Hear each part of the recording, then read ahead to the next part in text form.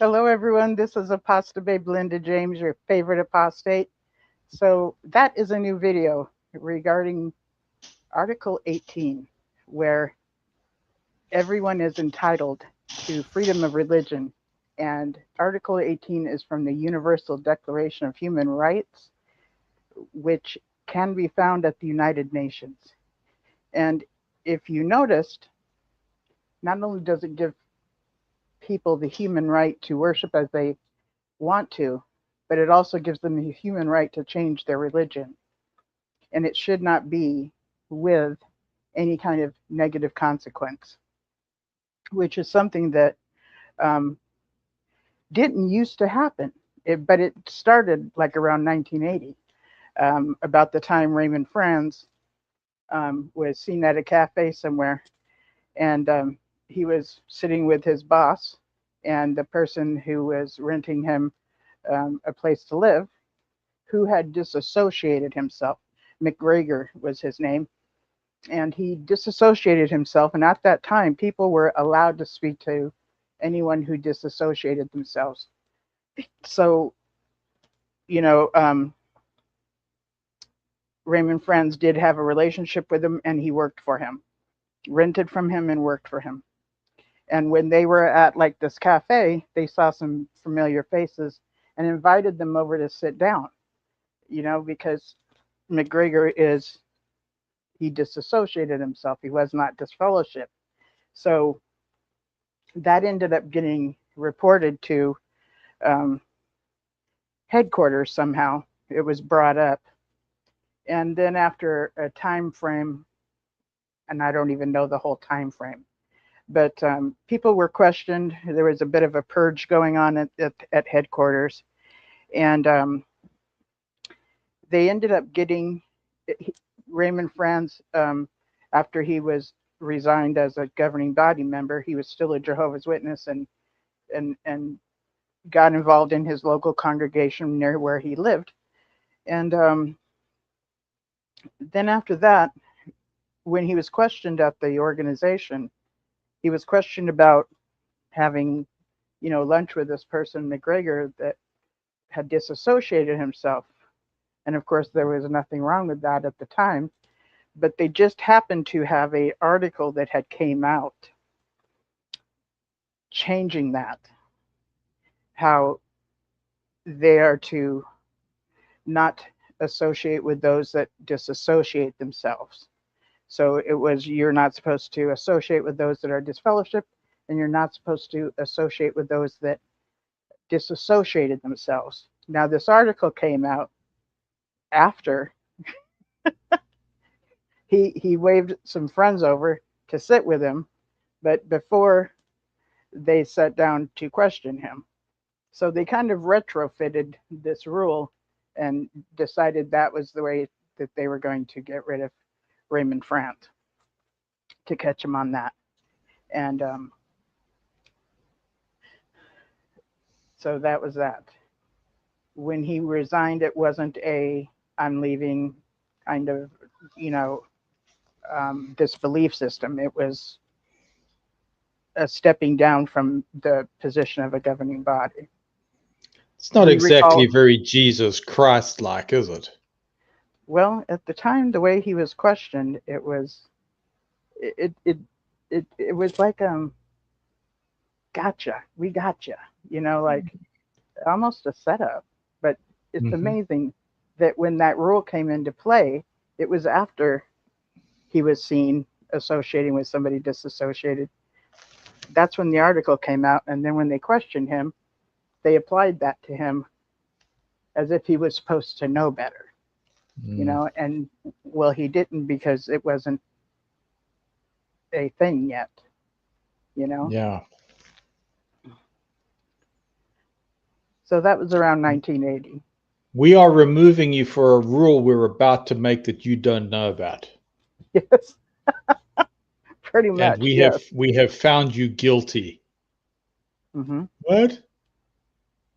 Yeah, and a lot of people don't know either that Raymond Franz was very involved in why the elder body came together, and even why the governing body came together. And from what I understand as well, he's the one that came up with the two-witness rule. Today, they've taken this two-witness rule, and I don't believe it's being used today in the intention that he would have had it scripturally used. Or in the way that it was originally written. I mean, it is the most misapplied section of scripture you've ever come across, ever, from child abuse to internal matters. It's an abomination how that thing is applied. It's so bad. Yeah, it is. And today in Southern California, it's been very, very hot.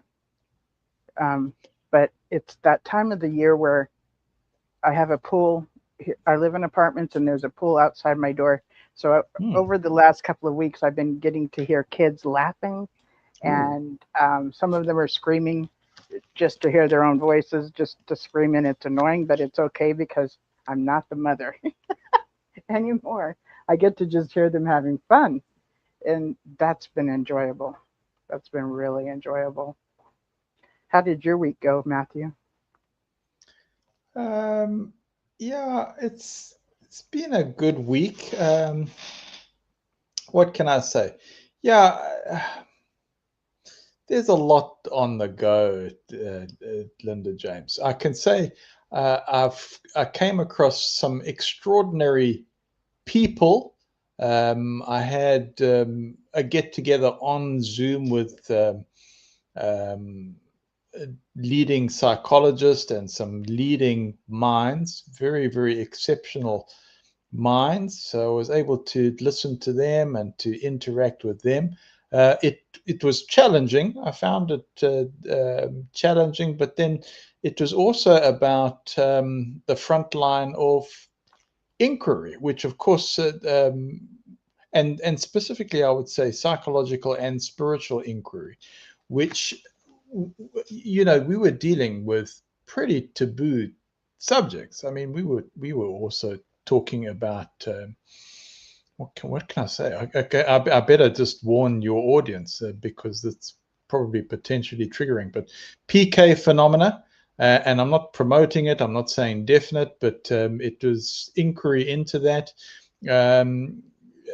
What else was there? Oh, remote viewing and ethics. One of the things that was coming up was if remote viewing actually does work, like the declassified Stargate documents imply, then where is our real privacy? Because there are no secrets if that is the case. So that was one of the things that came up. And then if it is working, then why aren't people getting very, very wealthy with it? And of course, now you can say, well, how do you know that they aren't getting very wealthy with it? They were quoting Russell Targ's experiment with silver and saying, no, that they did make a profit, but it's not an exceptional profit. Anyway, it was that kind of discussion. I'm not familiar with that first term you use with PK. Psychokinetics. Good question. Yeah. So it's like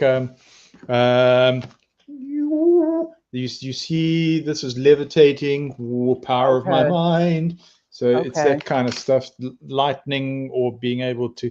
Is it that a person is precognitive, that they can see patterns in the weather, or they're actually causing that weather change? Some persons with PK phenomena, like the Ted Owens, who is referred to as the what is he referred to as?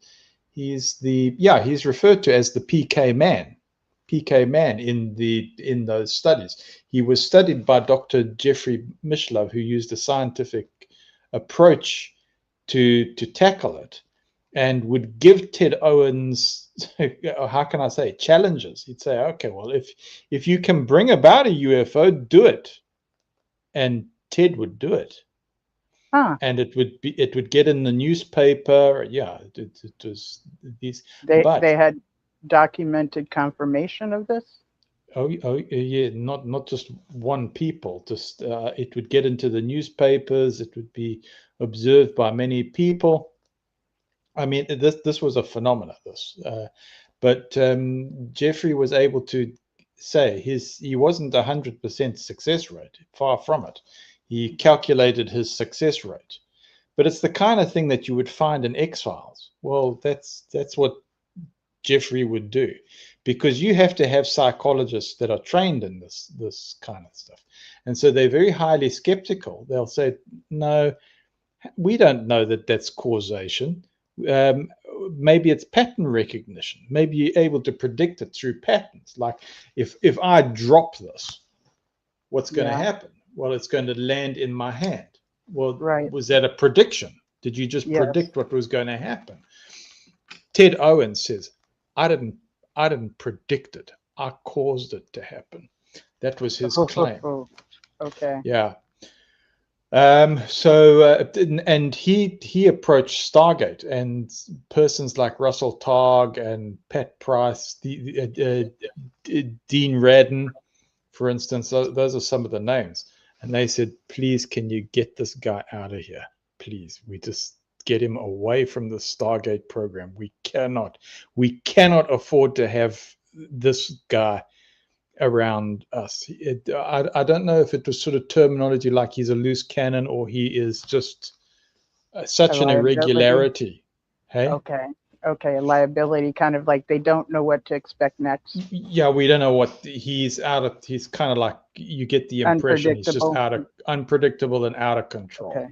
And they were going, yeah, it's not like we disagree that he's got abilities, but who can put a leash on this guy? Just, so you're the psychologist.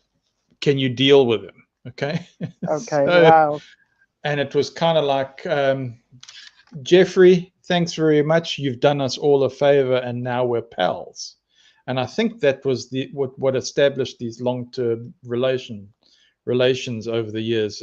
I think of Jeffrey's relationship with Russell Targ. They're friends, and I think it's happened because of Jeffrey kind of dealing with him. I mean, Ted would make these kind of claims, and Jeffrey would say, well, prove it. And Ted would get angry, and go, yeah, I'll prove it. But he was also kind of a showman personality as well. I suppose I'm getting into the book. If I'm helping Jeffrey out, I would say go and get the book and find out, or tune into. What would the name of the book be? The PK Man. Okay, thank you. Actually, PK Man by Dr. Jeffrey Mishlove, PhD. So that is all sorts of taboo subjects. Remember, Stargate was classified. It was only fairly, you could say, is it fairly recent? No, maybe not so recent, but it was declassified, and you can go into how Congress essentially paid for this, and it was SRI, Fort Meade. Let's spy on the Russians. Let's find out who's making nuclear weapons and where, and a lot more. There's a lot more. Okay, I'm stopping there. That's like wow stuff. That's wow stuff, and it's a realm that I've been doing kind of a peekaboo, kind of looking at it every so often, and at the same time I'm not drawn to it, but I know that there is some authenticity to it. But at the same time, it's like I'm gonna wait. I'm gonna, I just kind of, it's not drawing me yet, but I know that it can. I know that it can, especially remote viewing, with being able to see things in other locations. That's very fascinating to me. Is that because like the official story is it doesn't work. Right. But your tax dollar paid for it. Okay. Okay, now why would a guy like me be interested in that? By the way, we've got a few greets and a Hello. bit of banter in the comments. Right on. Dehydrated Nurse is sending hearts. John Hi. says, Yes. been a slow week for me. Diamond Dave says, oh, cool, alive. Yes. And Shaq Composer says, hello all. Oh, Jack, JR, how you doing? Yeah. Thank you guys. It's good to, I'm glad you guys are here. You know, it's really cool when familiar people show up here, and even when new people show up here, it's very cool. You got a cool show, Linda James, and it's because it's your personality. It's an appealing personality. You put people at ease, and so I can say that. Thank you. Um, so I've been struggling lately with the reality. And the reason I'm going to bring this up is because it's part of Okay. my healing. Okay. Yes. Part of my healing and the result of just abuse I've gone through and how much I've let it affect me and the realization of how much I've let it affect me. And that's regarding my singing. So I've recently came to the realization that I've given up on myself for this desire to sing, and I really missed it.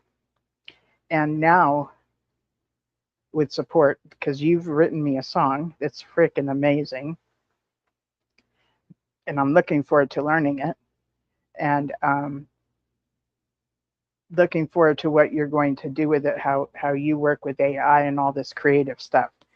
And I'm thoroughly excited, and at the same time, I still have that side that's kind of dragging, going, you know, it's still kind of dragging, that side where I've given up on myself, that side where I succumbed to the that's who I used to be, and that's not going to be who I am in the future, which at the same time, it is my heart's desire to be that way.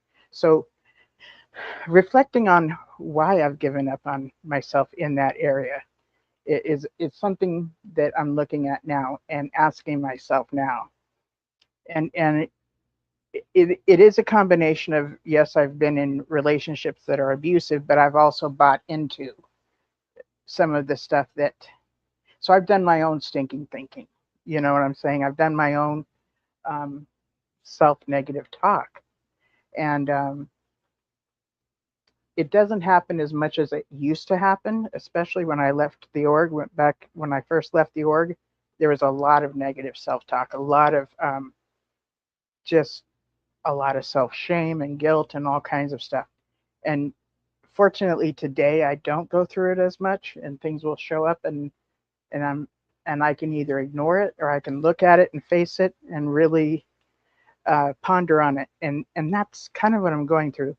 And I call these times like growing pains. And when you think of like a woman who is pregnant, they are blessed with child. They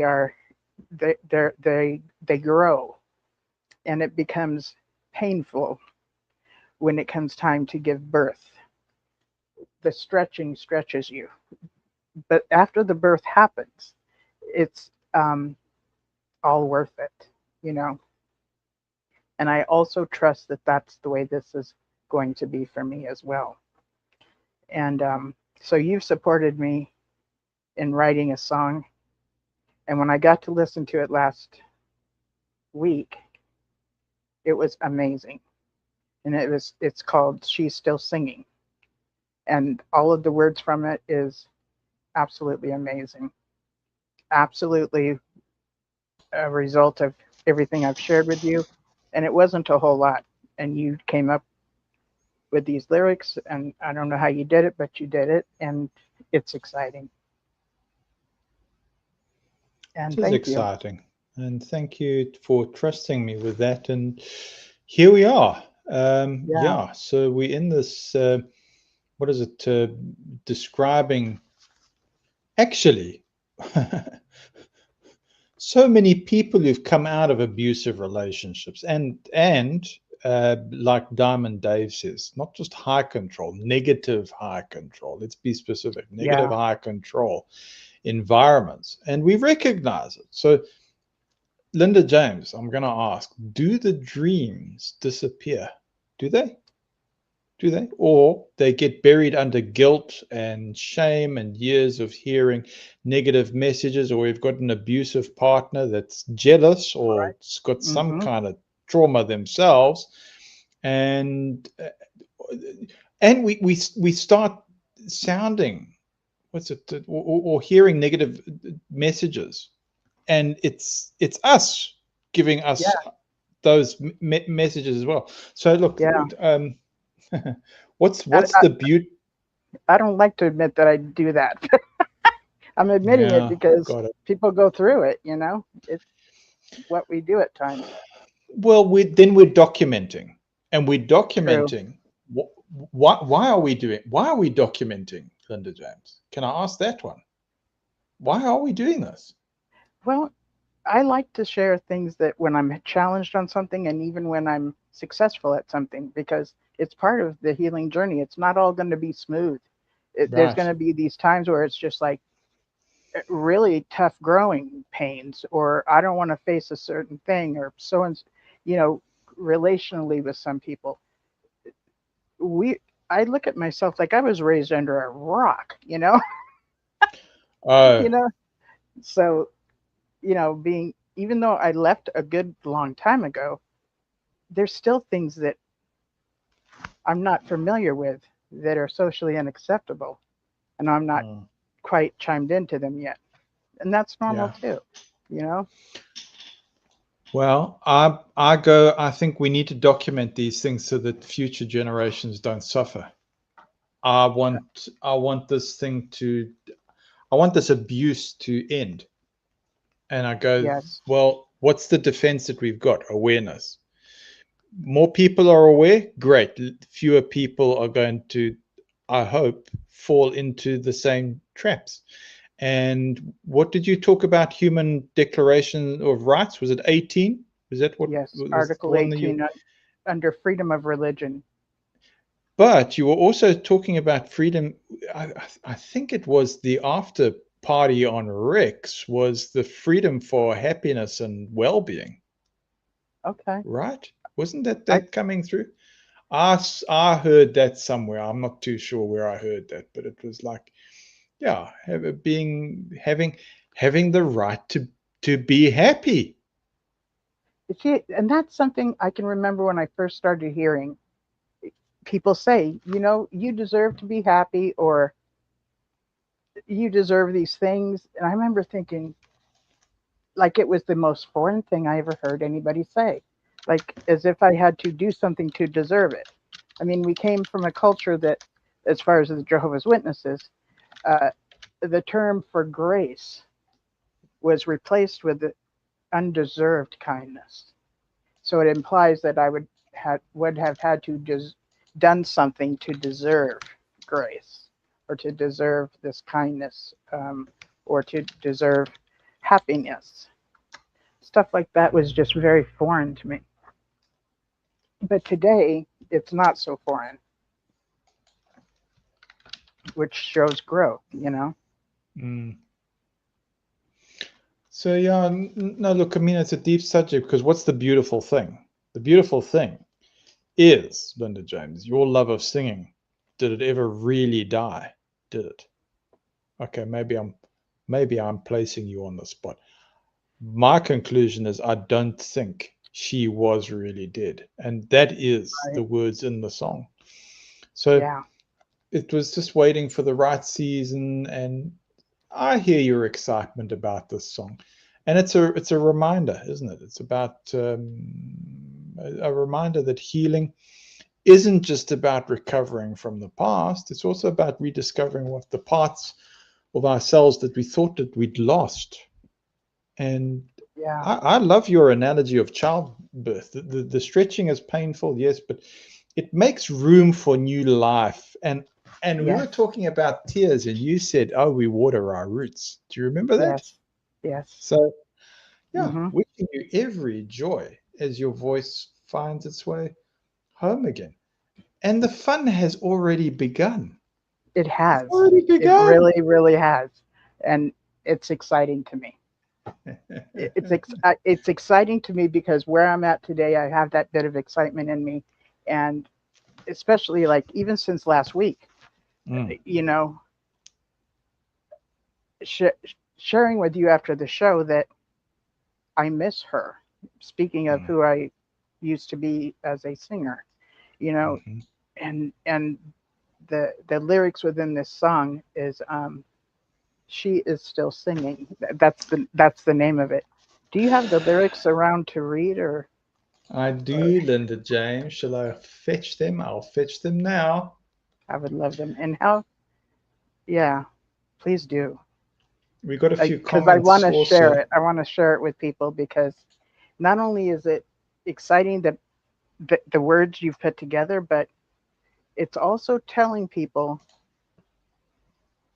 this is happening. So if I do get scared and want to chicken out, it makes it less likely, right? It makes it less likely because there is a bit of that, like, what the hell do I even think I'm doing? No, I know exactly what I think I'm doing, and I'm going to get there. Well, I think we are getting into and this is what I wanted to do. This is what I wanted to do on Open Circle. I want to say, guys, can we shut up about all this intellectual stuff? Can we move on and it go, Colin? Let's do this thing on the art program, and Linda James is here. Can we talk about singing? Can we talk about it, please? Can we do?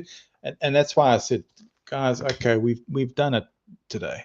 But can we have another show where we're getting on to this creative side and just doing it and it's coming? That's it. Just kind of a little bit of desperation. I was just going, oh, I want to do that. This is a drag, but that's not fair because what we were talking about was also the creative side as well. It was the new Hmm. books and Gavin's like, I'm Yes, going to say exuberant. He was exuberant. No, it's go, yes, Gavin, if you ask me if I'm exuberant with you, yes, I am. I'm genuinely. me too. Oh, I even sent you an email just now with his with his other book. He says, Right "Oh, on. please send it to." Yeah, so you got sent another book, by Cool. the way, Thank you. Linda James. Thank you. But I was And going. I also noticed that like you played a version of the song, and I noticed when I looked back later that people were complimenting me on my singing. That Hmm. wasn't me I singing. saw that, and I went, okay. That was not me singing, but she was sounding pretty dang good, and I do agree with y'all. She sounded great. From that, I'm going to come up with my own way of singing it, and that's a guide of it. Well, A you've guide cleared the of record. Well done, yeah, Linda James. I saw that too, and I just went, oh, okay, it right. is what it is.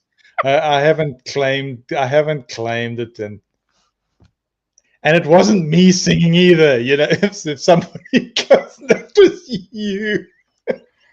Yeah. But so Oh, if there we was. can, Hang on, there was a bit of singing, but not that.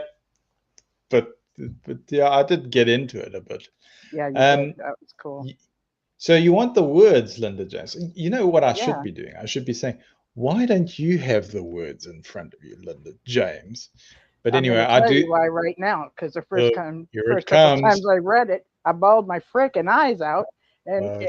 and couldn't hardly finish. Was All so right. it was so spot on, touching. Okay. Oh my God!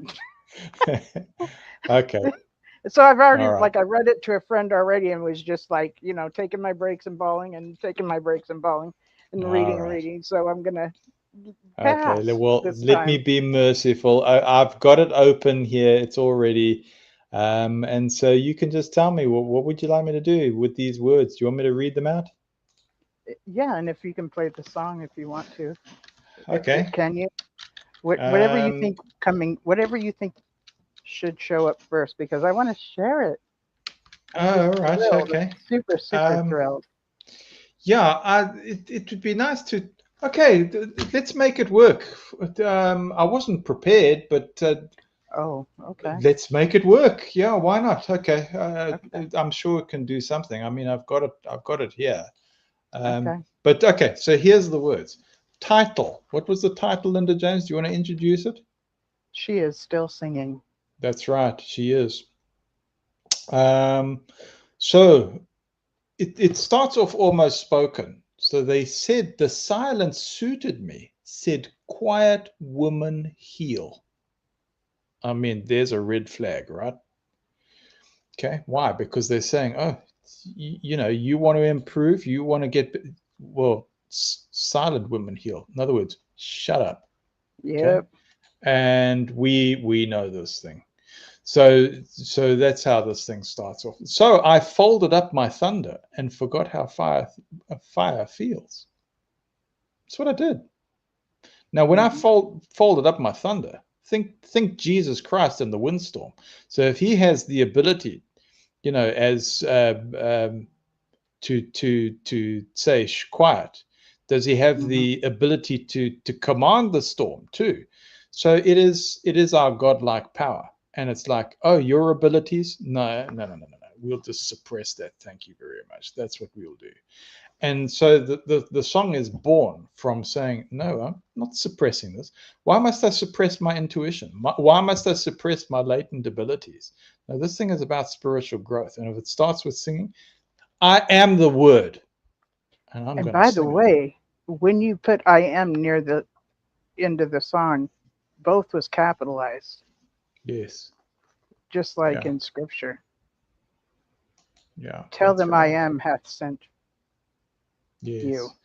So in the actual song, I've reserved that for you to interpret and to decide how you're going to place that in. But that at the very end is very important, and you have tuned into it exactly right, because I am is part of this.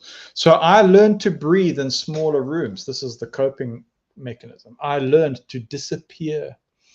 See, so it's that learned helplessness, but somewhere underneath the wound, a voice was waiting here, still alive, still breathing. I thought she'd gone. I'd mourned her name, but ashes don't mean there was no flame. So if you want to say that this is a Jesus Christ reference, in scripture, he goes, no, I didn't extinguish the, what's it? The flaxen wick, the smoldering flaxen wick. No, I come back to flame. Let's not put out the fire, right? So I mean, in biblical terms, this is it. But I mean, across spiritual, what can I say, cultures, this is imagery, what from the time of Prometheus. So we relate to this. We say, no, we don't extinguish that spark that's there. We give it oxygen. Come back to life. Now we've got a fire. It's the flame. And what is the first technology? That's the whole Prometheus story. The first technology was fire. So this is an essential part of our growth and our development. They say this is making us gods. That's why Prometheus was punished, because he's going, you can't go and give these humans the technology of the gods. You can't do this. And again, if you want to come back to biblical terms, you say, well, God's throne is a fiery, this fiery flame. There's this flame that's there, this plasma. Or if it's Christ, it's got the eyes of the flame. So these are archetypes that go back to antiquity, right? Any thoughts there, Linda James? I can go on, but I'll go on at your command here. I'm just thinking about the fires, like we have fires going in Canada. I'm thinking about the fires that happened in Lahaina, you know, and in Maui, and how the fire people, you know, they thought they put out the original fire, and it was not. It was more wind went into it, and it spurred back up, you know. I'm just thinking about how just because there's only ashes doesn't mean the fire is really gone. She was still singing, Linda James, under the sorrow, holding one note for another tomorrow. She was still breathing deep in my bones, waiting for me to call her back home. I said she died, but I was wrong. She was still singing all along. I gave my power to holy men, who spoke as though they knew. the secret architecture of everything I'd lived through. But no one owns the sacred place where soul and body meet, and no one gets to bury me while there's music in my feet. Not even myself. Ooh. Yeah. So Yeah.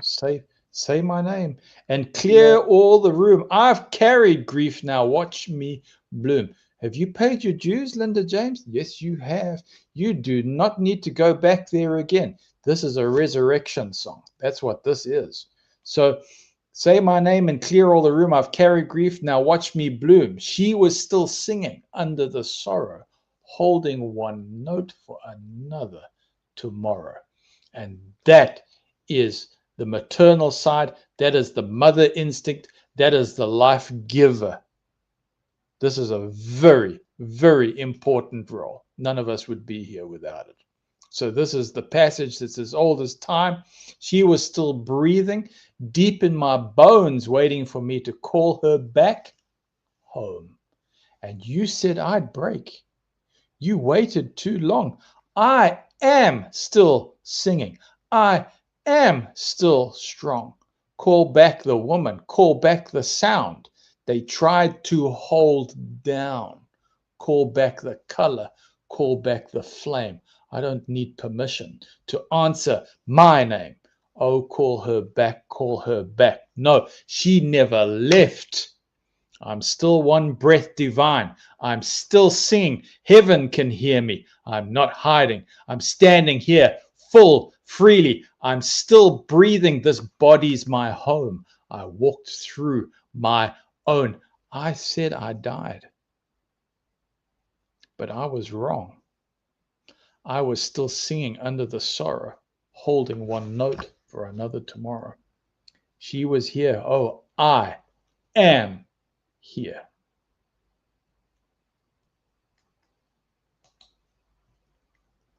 Still makes you cold, right?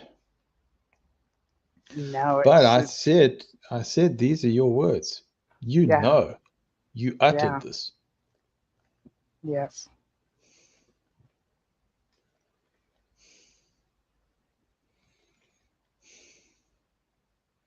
Yeah, The lyrics are amazingly personal, and I'm thrilled. we're just taking a moment of silence. Hmm.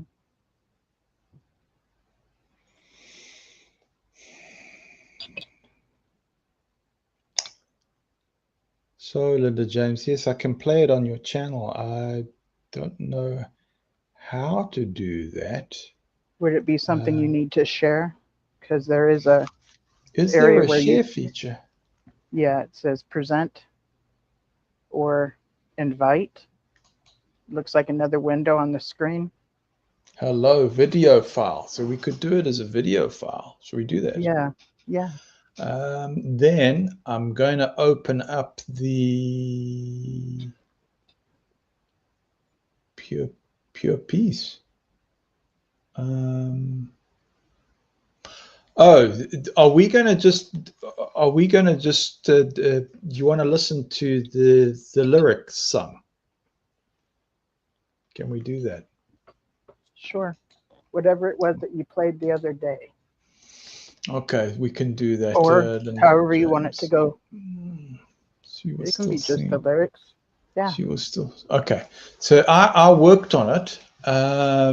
I want to do the one that okay, I'm going to do the one that I Okay. worked on. So, folks, please bear in mind that this has not been mastered yet. It's just this is a work in progress. I do have a higher quality, but it's going to come through at a lower resolution, but it'll give you an idea of some of the concept, and some of the words are not all in there. Linda James is yet to add them, but it'll give you an idea. So it's if you want to think of it this way, it's like a rough sketch. Okay, that's what it is. All right, so it's still being worked on. How do I do this? Share.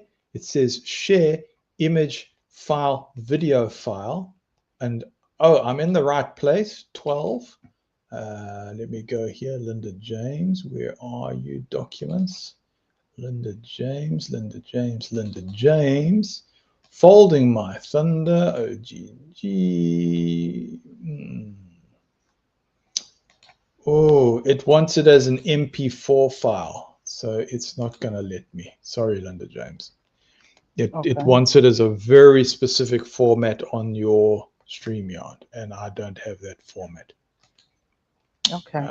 It says EOS webcam. So I have another idea. The video that you shared the music on, the song on, I actually timestamped it.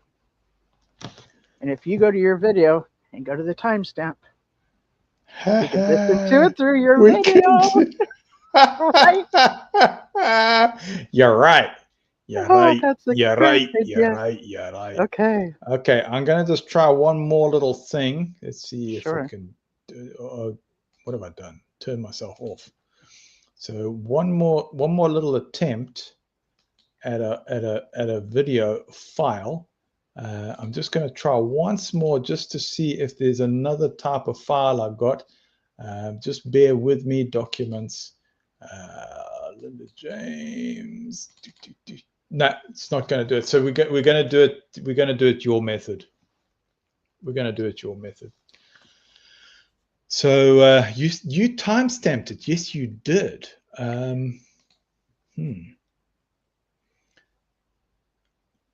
So I just need to go to that video, and then what do I do from there, Linda James? So I think you would open up another window, go to that video, and then share it. And I'll see it here, and I'll be able to open up the screen for it.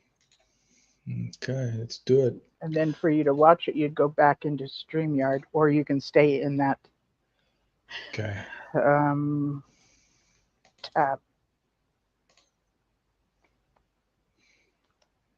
Okay, let me crank the sound up. Okay, so I am in. I've got my YouTube open. So now I do. Oh, now I've got to show my screen. Is that right? I think so. Share screen. Okay, I'm going to share screen. Share screen. It says sharing. Sharing is easiest with 2 monitors. Share screen. Then it says window. And then it said, okay, here we go. The strange things. Hello.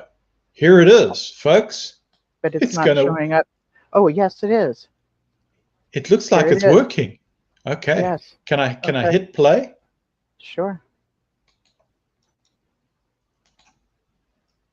Okay, I'm going to play it. See if you can hear it. But she's gone. Okay, here it is. Here's Linda James's piece.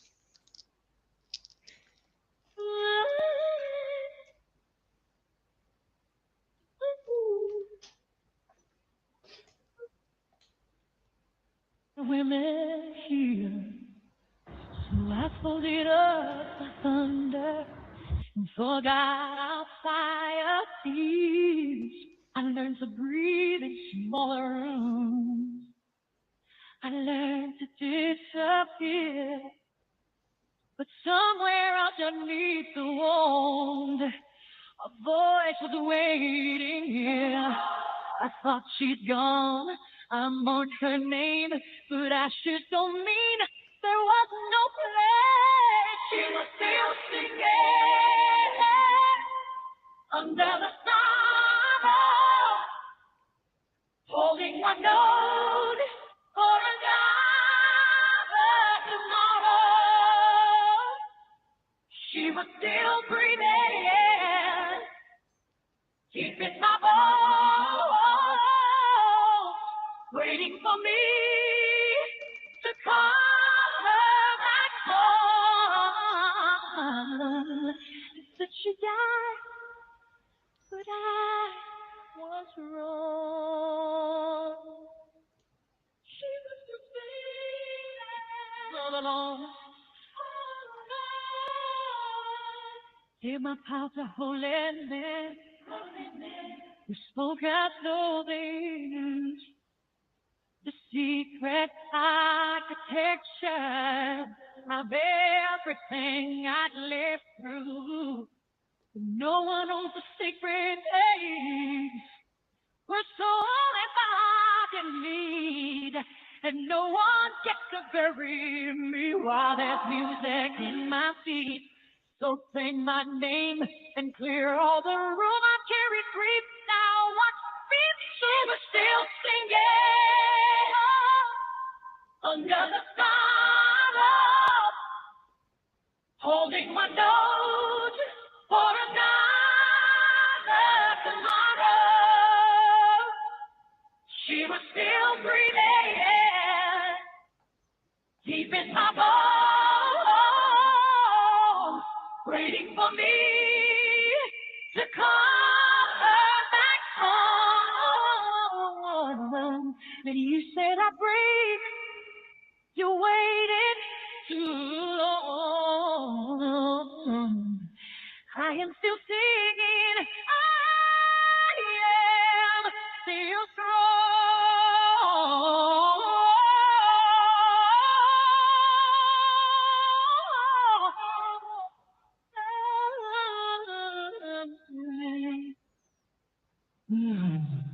Call back the heartache. Call back the sound. Call back the color. Call back the flame.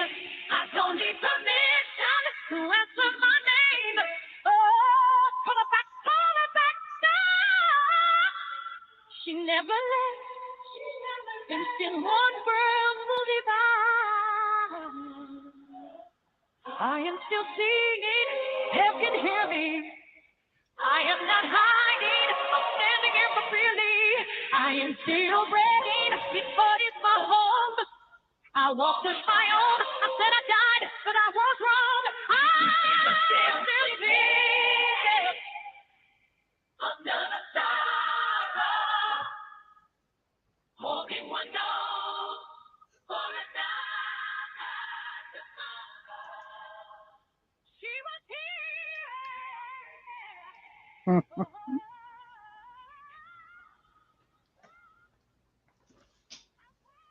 There it is. That is so awesome. So I wanted to share that with you guys. And Jane Myers, no, I do not rap, but it was a suggestion of my mother. Okay, why I could not tell you, but I do think Roseanne Barr did a pretty badass depiction of rapping when Trump became president again.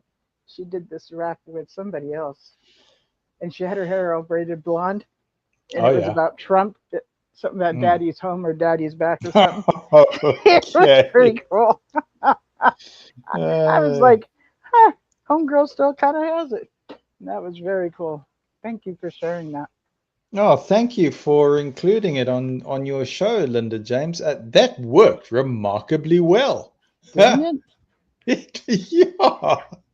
That was very cool. So if that's how we're going to solve problems and work our way through, this is great. This is a good sign.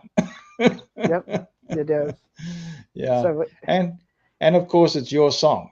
I mean, you know, this is very different to the way that a lot of persons are making music. We're constructing this thing, and we're constructing it in layers. We're using what's called a punched in method. So we're taking line by line, and I was mentioning just the methodology for how we're going to do it. I mentioned this program Audacity, AUDACITY. So Audacity is the way that we're going to try and do this. Although, Linda James, you did mention that you have another program that you can use to record your voice. Right. We were thinking, could use your smartphone, put it into a cupboard with blankets on the cupboard doors or something like that, just to stop the reflection of sound against the walls. So it softens it, creates that sort of like a recording booth sound. Okay, Yes. that's what yes. we're looking for. But you can do that with a smartphone, because that smartphone microphone is an incredible piece of technology. So you know, a lot of smartphones have got a very good microphone, but you've also got another microphone. It just depends on which one is better for capturing. It could be actually that cell phone. Did mention that we have done mastering using cell phones, by the way. We've captured person singing, and we've used it for broadcast quality using a cell phone. We've done it. Yeah. Okay. Okay. So just a few reminders there, Linda James, if I can go through. You don't have to stand in front of a microphone and sing as one big heroic take. You remember me saying that? You can do, yeah, because sometimes 4 or 5 minutes, you do the take and you go, oh, I wasn't happy with that. You are exhausted at the second, third take. You're like, I'm done. I've had enough.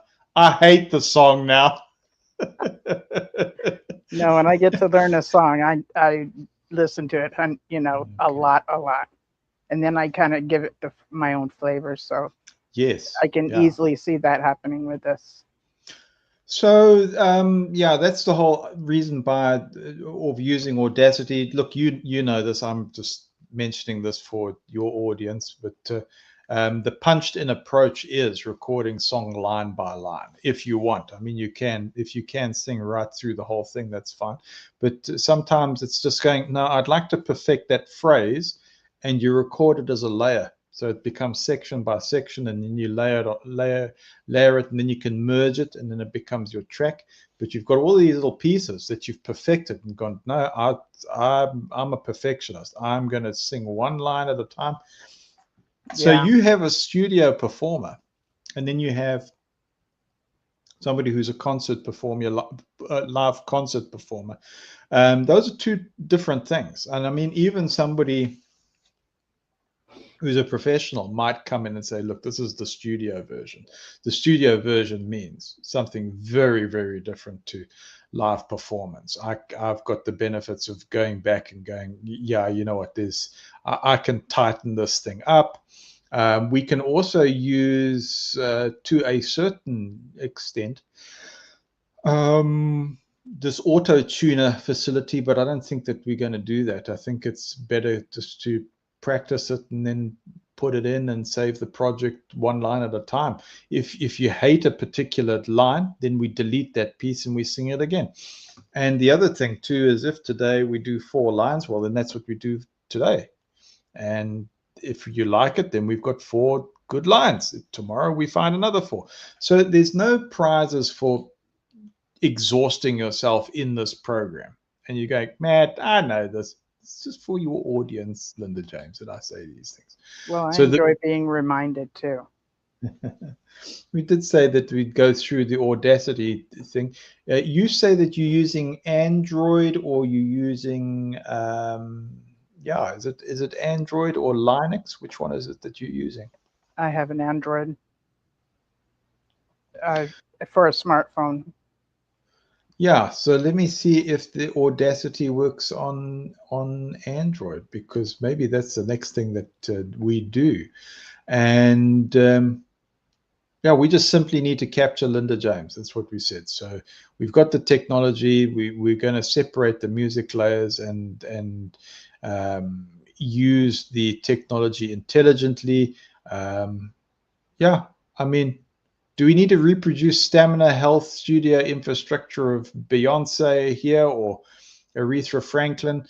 Do we need the vocal coaching and production support? I think we've got some pretty amazing technology that's at our disposal. So we'll just capture Linda James one beautiful line at a time, if necessary. And it's not karaoke. We're not borrowing somebody else's recording. The song she was still singing is our original project. Just want to make this clear to the audience. The lyrics and the music have been created through our work, our own work, the ideas, the technology, and the music generation terms. They give us these rights into the generated musical output. And I think that was why that particular video was so important, because from South Africa, it published it. That's amazing. That is so amazing. Yeah. It created a copyright, and South Africa has a very special relationship with United States in that there's a treaty that endorses the copyright. So it's a published work already. It's published. Not only did we have it written down and exchanged through email, which is important, but we put it on YouTube. As soon as we did that, we published it. We published it between South Africa and where you are in California. So this is a very interesting thing that's been done in terms of legality and working on it. I have backing music for this. There is backing music, so I've got that. But but those are very, very big files. So I haven't given you those big files because they are pretty unwieldy to start trying to play with and send through email. They're the kind of files that you need to have. What is it? These large storage areas. I think Google does allow that. You can store a large file, but you need to have the space for it, and it can be pretty large and pretty cumbersome. We can do that. But I was just thinking, what we do is we get your voice, send it over, and I will layer it and master it, and whatever little effects that we need to do, we can do.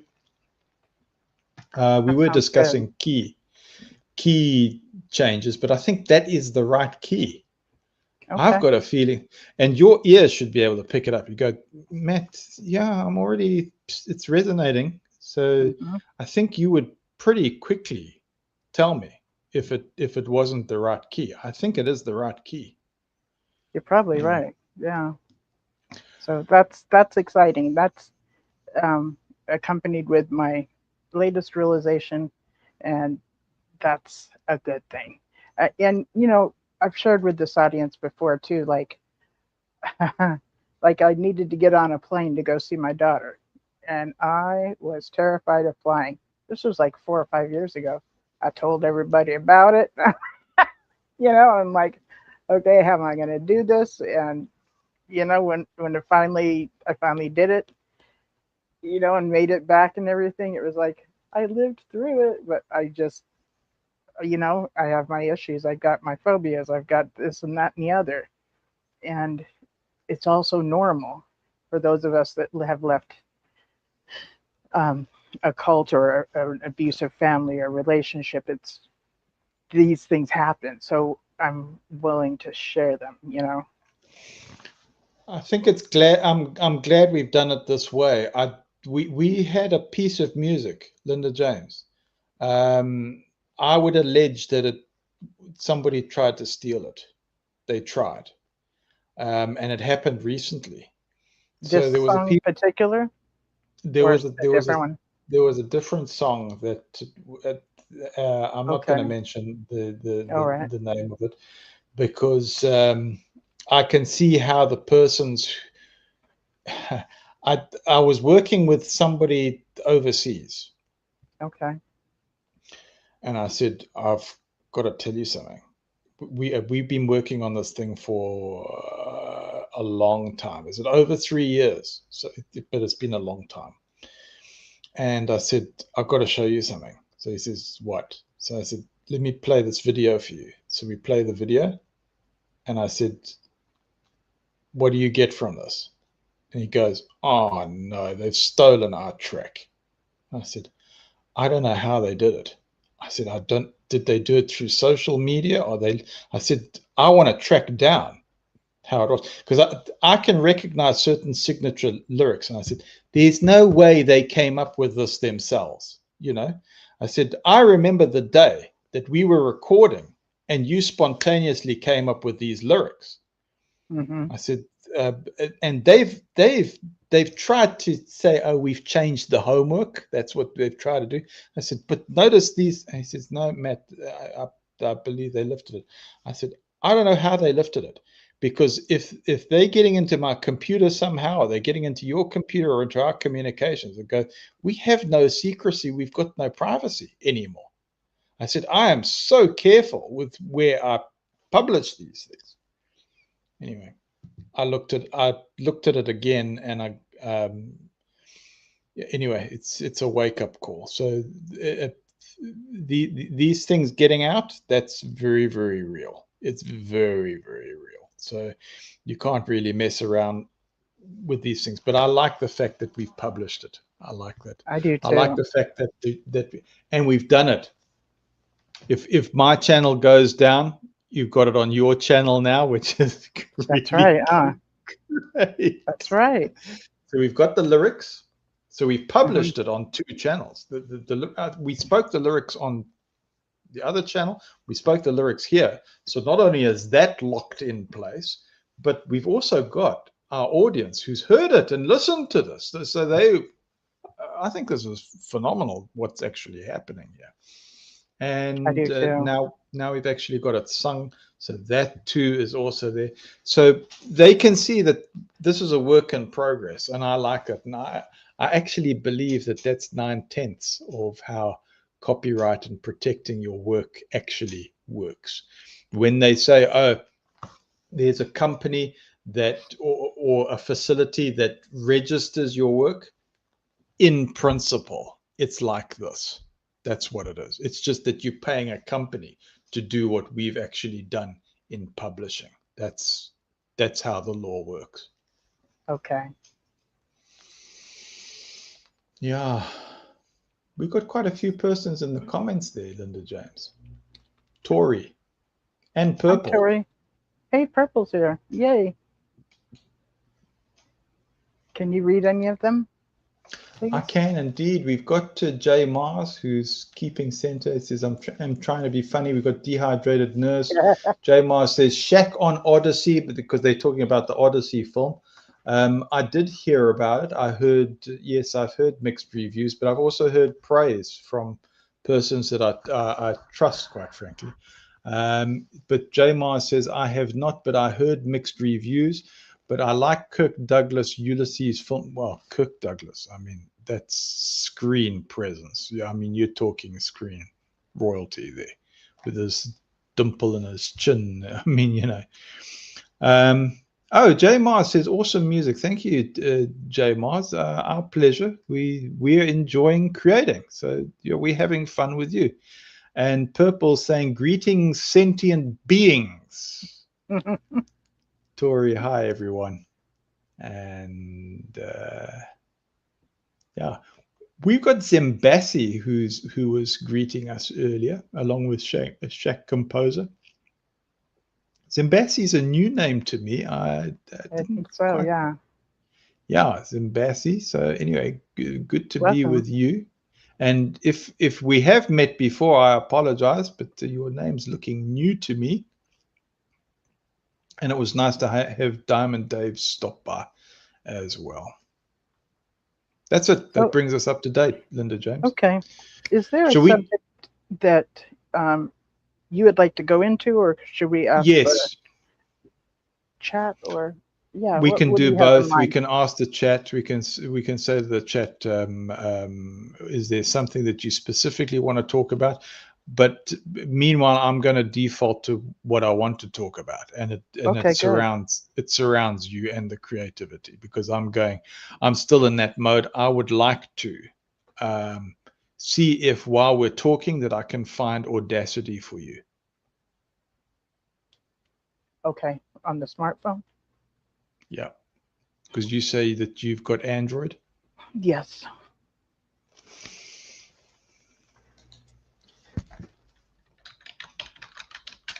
I've got like 3 or 4 fans going, so my hair is like going whoosh, whoosh, whoosh.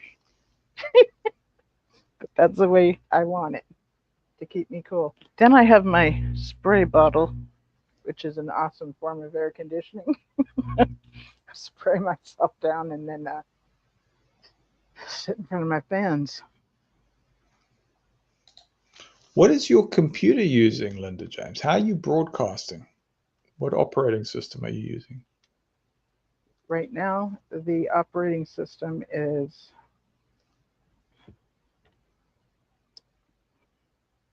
let me see here. This is your laptop, right? Yes. It's the one with it looks like a wave. You're blue and green. I can't think of what it is right now.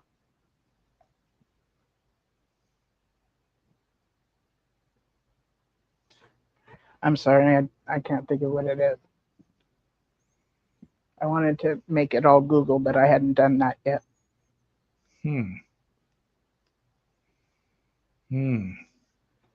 So what's the blue white? Microsoft Edge? No.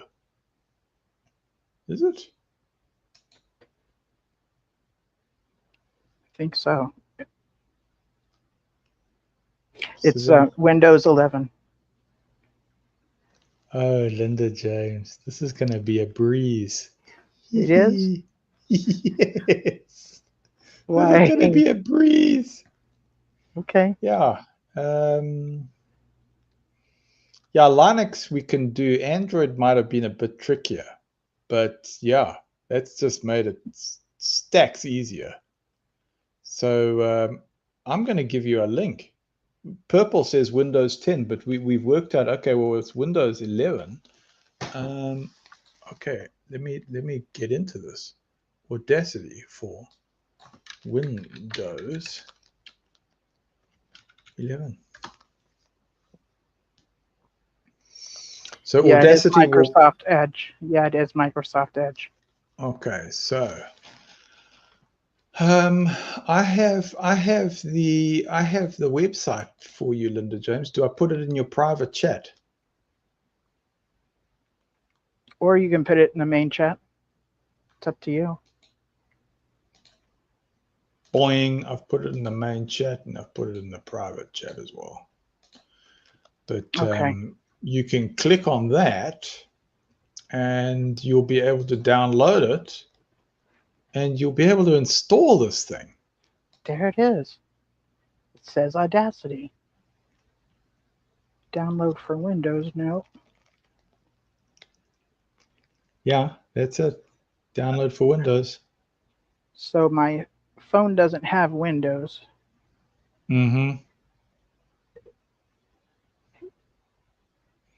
But can you download it to your phone and then transfer it to your laptop? I can open up my email on my laptop and download it from the email you gave me. That's right. You can do it that way. So that's fine. So that's an after hours project. So I think we're kind of up to date, Linda James. How are you feeling? Pretty good. It says download for Windows. View. Okay. And then it said Audacity installer recommended. That's a download. And then 64-bit installer, 64-zip, 64-bit zip file download, 32-bit installer download, 32-bit zip file download. See, I'm thinking to myself, okay, and then this is ARM64 installer beta. No plugin support. That's a download. Another beta. See, to me, downloading something that's supposed to be with Windows on my cell phone, on my device, since I don't have Windows on my device, is that going to work? Yeah, it just depends. So you don't install it on that device, but you download it to transfer it to your laptop later. So I think maybe after hours, just do it straight from your laptop. Open up. I mean, you normally open up email on your laptop, right? I do. Yeah. So then that's it. So open up your email that I sent you, and then just install it from there. Okay. So when you look at that website, download for Windows, is it blinding you with science there, or you see it's pretty comprehensive? It says I don't know that lingo. I don't know that lingo. So on your download for Windows, it's actually your first recommendation. It says Audacity installer recommended, and it should have a blue button download, and that's it. Okay. You just hit that very first option, Okay, I can do that. and it should be automatic on your laptop. Okay. This is you excited, Linda James. This is a different. I haven't seen this mode. Okay. I have to be walked through it. I You have to go be walked through quiet, it. which is really interesting.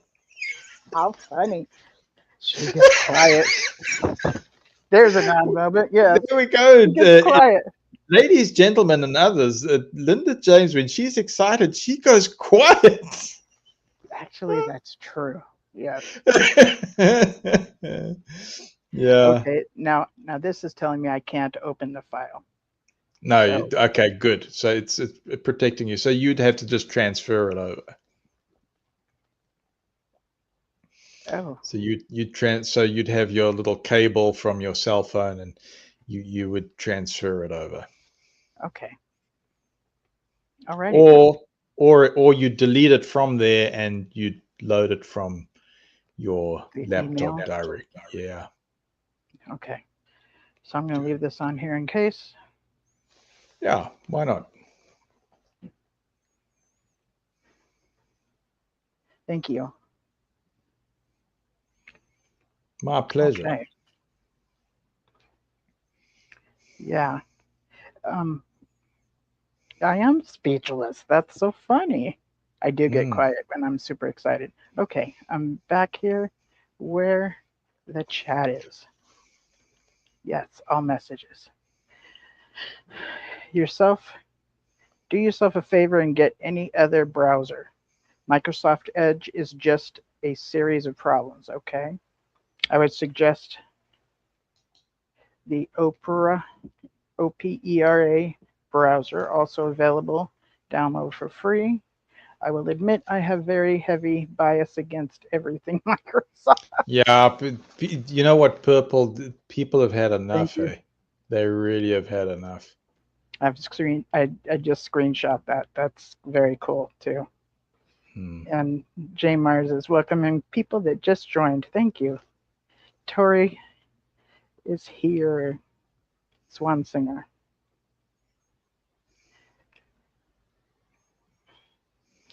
Audacity is what I used for my edited videos. Okay. Oh, right. And Tori says, I'm going to be listening for a bit while I get a few things done and put away. Right on. You're getting things done. Good for you. Good for you. Well, that went in a direction that we didn't really discuss today, Linda James. We were discussing all kinds of other things, but actually, I like where this has gone. Me too. Yeah.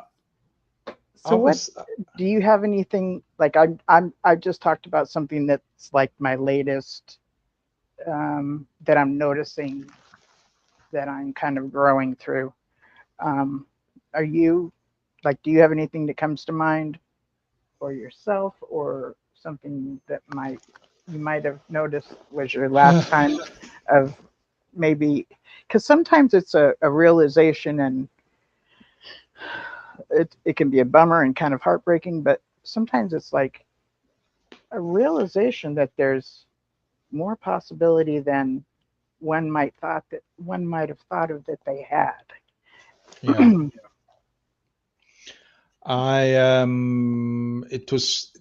There was mixed feelings, many feelings, but it was sort of like, have you come across Peps on my channel? Yes. Yes. So Peps one day said, what if they're right? Oh, okay. The organization. Yeah. And he was talking, I think he was talking about his wife. His wife came out of the organization and went back. Yes. Did you hear that one? No, but that's not uncommon either. Yeah. I said, wow, okay. So it was like, we know what it is. We know what it is, but I'm going back. Why? Family and friends are held to ransom, and they're not going to change. So, but we passed this. We're just going to go back. And that was the logic. And I was going, ooh, wow. Ooh, ooh. I got to tell you, I haven't really dealt with that one that often. But yeah, I got it. So it's somebody who surpassed this thing. And they're just going, no, we can absolutely rationalize going back there because they're just not going to change. So do I live a life without these people, or I find a way to rationalize? And it sounds like they've rationalized. I go, okay. Yeah. And I said in the open circle, if somebody has made that choice as part of the spectrum of humanity, I have to respect that. That's what I said. Yeah. So, but if you say to me, Matt, how do you really feel about it? I go, yeah, this is a difficult one, knowing what I know about how this thing works and what this thing does to people. And it's like, man, oh, I remember. I said, if that person is not having some kind of problem with an ethical issue because they're at a Kingdom Hall and they see something that's happening which is really bad, then I go, well, that's great. And I don't wish that they have to go through some bad scenario. I don't wish it. But I Yeah. also know the policies. I have no doubt about the policies. So you said where was I? I went back prior to being told about this person who'd returned. Okay. Yeah. I was already in the mind. I was going, you know what? On my channel, I set it up. You want to know what's happened? I've put other persons first, and I'm not telling my story. You came to that realization. Wow. I said, I'm not telling my story. What the heck's happening? Isn't this my channel? Isn't this my show? And I'm going, Wow. I haven't read out the email correspondence. So you know what I did? I What? don't know if you saw this, but I flashed it on the screen. I said, I'm not reading it all out. I'm just going to Oh, let the yes. AI absorb it. Funk, 12 pages. And, Yes. and you want to know something? Mama Sue says, oh, man, I can't read it. And I'm going, Mm-hmm. she's actually trying to read it. Yeah. She tried to read it. Yep. So I went, okay, well, that's a good sign. It's already out there. If you've got somebody like Sue already interacting with it, I go, okay, mission accomplished, actually. Mm-hmm. And I go, in a way, it's kind of committed me to finish what's been started. And then Pip says, oh, what is this all about? So I said, oh, I'll tell you what this is about. I said, it opened up more problems. I say, what's been my beef with JW? What's been my big issue? If I said to you, Linda James, what got me booted out? What would you say? What do you know about me? Well, you have this unique, I call eclectic, but I think some might find peculiar way about you that isn't always lockstep with everybody else. So Okay. you have this situation of your own conscience and your own ethics, and then when you notice the inconsistency, you actually bring it up until you get Okay. an actual suitable answer, which doesn't happen, and then it goes from there. Okay. Kind of bad. Yeah. So I haven't changed that for decades. So what was the breaking point? Because you go, well, Matt, you didn't fit in. Go, yeah, I didn't fit in for 30 years, but I still remained in there. And they still made me a Watchtower representative. Through all that time, I was still functioning. What was the breaking point? I don't know if you remember. Okay, I'm going to make it easy.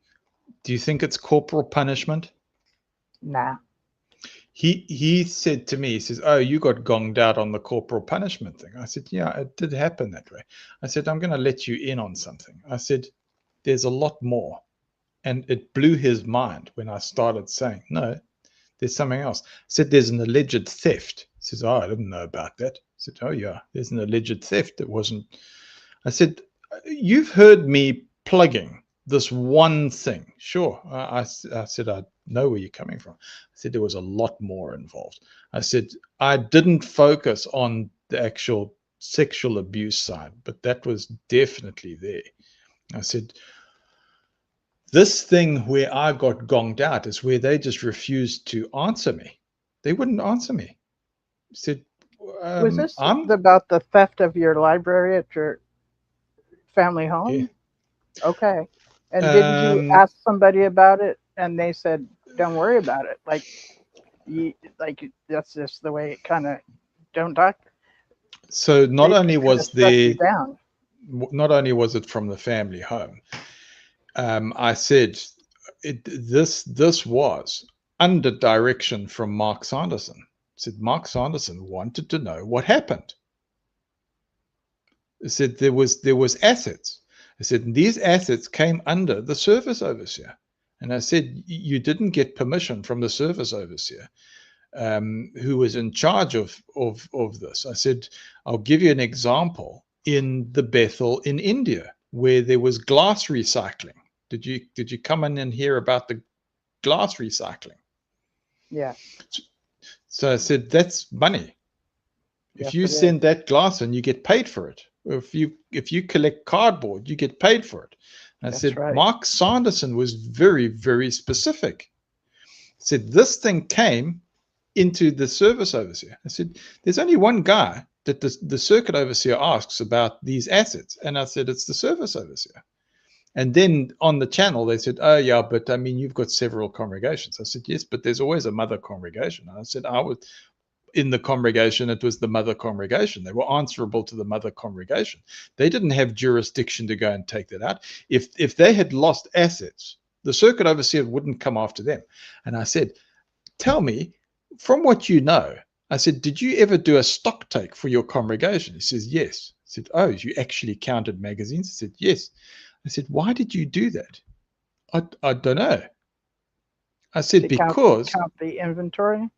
I said, the inventory is something that the circuit overseer says has to be dealt with because it's counted as a monetary asset for the organization. It's a very important piece. That's why he goes to the service overseer. It's how it works. It's counted as an asset. I said, so now when these assets were being disposed of and it was given to the service overseer, I said, if the service overseer had lost that, do you know what was going to happen to the service overseer? One, he was going to lose his privileges. It was going to be a tribunal. And I said, did it end there? He says, I don't think so. I said, you're quite right. I said, do you know that it becomes a potential criminal case, that the elders are obliged to phone the police about it? Did you know that? No. And he goes, oh, yeah, that's true. I said, yes.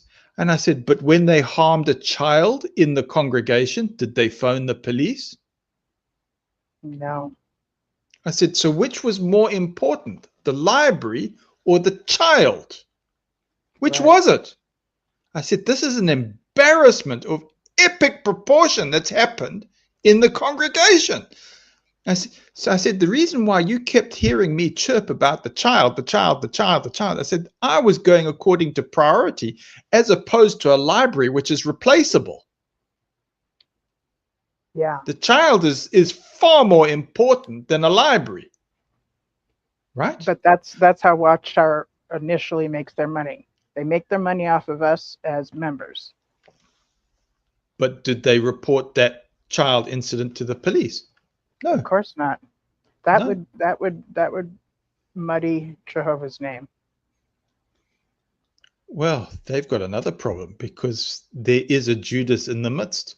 Because when I didn't tell everybody this, Okay. but in my correspondence, I didn't only just deal with the children. I also mentioned the alleged library theft. I said, you didn't know about that because you haven't seen the documents. But I said, one of the things is the alleged theft or the missing library. And in South Africa, if it's over 200,000 Rand, or sorry, even 100,000 Rand, there's no statute of limitations. Wow. That's how valuable the literature is. Yes, there's no statute of limitations. And I said, you Okay. haven't given me an answer. So so we can see in the mail, while I'm asking the brothers, what's happened to this? What's happened? Then they suddenly announce my removal. Okay. You can see it in the mail. Please answer. And you can see 2019, brothers, please answer this. 2020, please answer this. 2021, brothers, please answer the question. 2022, brothers, I need to respectfully answer. Please, can we get that? You only gave me 5 minutes to talk about it. 2023, brothers, we still have not got an answer about this. 2024, 2025, Matt removed right in the middle of the investigation. Wow. And I go, so folks, you go, what was the reason Matt was removed? What was the reason? You're going to come to a conclusion. I'm going to go, I can't come into this with judgment. And then I've got in the correspondence, why did you make an announcement of removal? I'm releasing you from your confidentiality clause. I don't mind. You're not going to embarrass me. Tell me why you removed me, but do so in front of the police. Oh, no, we came to your house to tell you. When did you make an appointment? Did you make an appointment? Where is the appointment? Did you come at midnight, 10 o'clock? When did you come round? When did you do it? You can't even go into the coordinator of the branch facility without an appointment. What are you talking about? And everything on the documents is saying, please channel information through here due to the severity of the fact that this went against law. This was an investigation case in progress, and you're not answering the question. So all you are going to do is if you say, oh, okay, let's say that this went your way. You suddenly rock up at any time of day, any time, all right? While, by the way, you were informed that I was sick, of which we have doctors that have the laboratory reports as to why. Yeah. You were informed. Your Kobe was informed why. Even the branch was informed why. Okay? Are you telling me they removed you while you were in the midst of being that ill? Yeah. Okay. I couldn't talk properly. The circuit overseer phones the family. Can Matt talk properly? No, he can't. Oh, he's removed. Oh, sorry, they didn't inform anybody.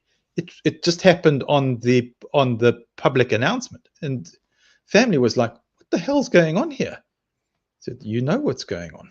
You know what's going on." There's a word for it. They got caught with their hands in the cookie jar and with their pants down, and this is what they've done. But what's worse is they're on the record and they're trying to claim, "Oh, Matt's in breach of confidentiality." You say, no. Take a look at the mail. You had opportunity to answer. The mail, according to Matthew 18, not just once, not twice, over years, folks, over years. And then Matt went to the branch to get advice. Says, these people are not answering the question. What's your advice? You are like a pimple. You are like a pimple on their back end that they cannot reach. The brothers blew a fuse. So people are going, if anybody says, oh, Matt, you're just an angry man. Say, excuse me, have you heard me shout, scream, and swear on the record? Have you heard me? Have you? Wow. Have you? You can see in the record how I've been handling things. I'm generally a respectful guy. Yes, I have been sick, and there have been instances where I'm just out of it, okay? But there's no mystery about this. There's no mystery about this. When it came to these matters, I was always controlled. Always controlled. Hmm. If you came in and invaded my privacy, if you came into my room and you didn't knock on the door and I got a fright, that's a very, very different scenario. Yeah. If you've come in aggressive and shouting, I would not react well, and especially when I was under some kind of fever or some kind of situation like that, or trauma. Right. No, that's so I'm pretty confident. Okay, I'm pretty confident. So I know that when it was engaging with congregation, they're going to be stuck as to where or what it was that I did that was out of line. And if they go, oh, Matt, you had your own independent mission, you go, how? Because here was the instruction from the branch, and they're going, oh, crap, he's right. He was acting under branch instruction. Right. And the branch didn't realize. They threw. Do you know about the branch getting angry? Have you ever heard about that? No. Where like, am I allowed to curse? Yeah. Yeah. Have you ever heard of like the chairman's office? Holy fucking hell! What are you guys doing? And they're just going crazy. And then they come Over out and what? they go, oh, we hope that you're not stumbled. Have you ever read about Paul and Barnabas and an angry outburst? And you're going, what? This is Jehovah's Witnesses chairman's office that I heard that. You know, it's a one-off kind of thing. It doesn't happen all the time. You know, Isolated event. There's so many of them. it's a load of crap. Yeah, it's one of those. What's a year? So many minutes. That's too funny. Oh my God. Yes, it's one of those many isolated events. You put it perfectly there. So what happened was on the record, they threw a fit. They go, this is outrageous. What ninja? They hammed it up. And they went, whoever has done this ought to be removed. It was like Nathan going to David. It was like that. You know, when Nathan says, oh, by the way, there was a shepherd and he stole the sheep and he took it. And David said, that guy ought to friggin' die. You know, in the biblical account, Nathan says, well, that was you when you bonked Bathsheba. Was Nathan the prophet? Yeah. Yes. That was the one who went to David and said, you naughty boy, you put things where you shouldn't have. Mm. You know, and it was Bathsheba, right? And David put why is the name gone out? Uriah, hey? Bathsheba's husband in the front line. That's right. Gets killed. That's right. Goes, that's you. You flipped out over a sheep. You killed a man. You killed a man, David, and you bonked his wife. This was what it was all about. And David goes, oh, I sinned, I repent. That's the account that we read in the Bible, right? Right. So there you've got David. I mean, if it had been any part of the congregation, they would be stoned to death. But David being the king, is it David reporting that it swung in his favor, or it's Jehovah saying he forgave him? You got to ask questions about it, right? So it was one of those scenarios. So the branch had gone, yeah, you come down on those guys like a ton of bricks, and it came back, oh, you are the guys that did it. And they were like, oh, holy shit, it's us. It's us. Damn it, it's us. And it's so much easier to blame it on somebody else. And oh, do you have the record of us flipping? And I get a call, Brother Gray, Matt, please don't mention our names. We want. Do you remember this? Yeah. Yeah. Mm-hmm. Please don't mention. We want them to see it's coming from Jehovah. And if you mention any names, you'll be the one ruining it all. Isn't that You amazing? go, what do you mean if it's me ruining it? What does Matthew 18 say? What does your own advice say? I've got your letter. Didn't you say that this needs to be dealt with? And that happened.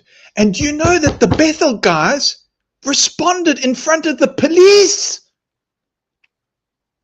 Wow.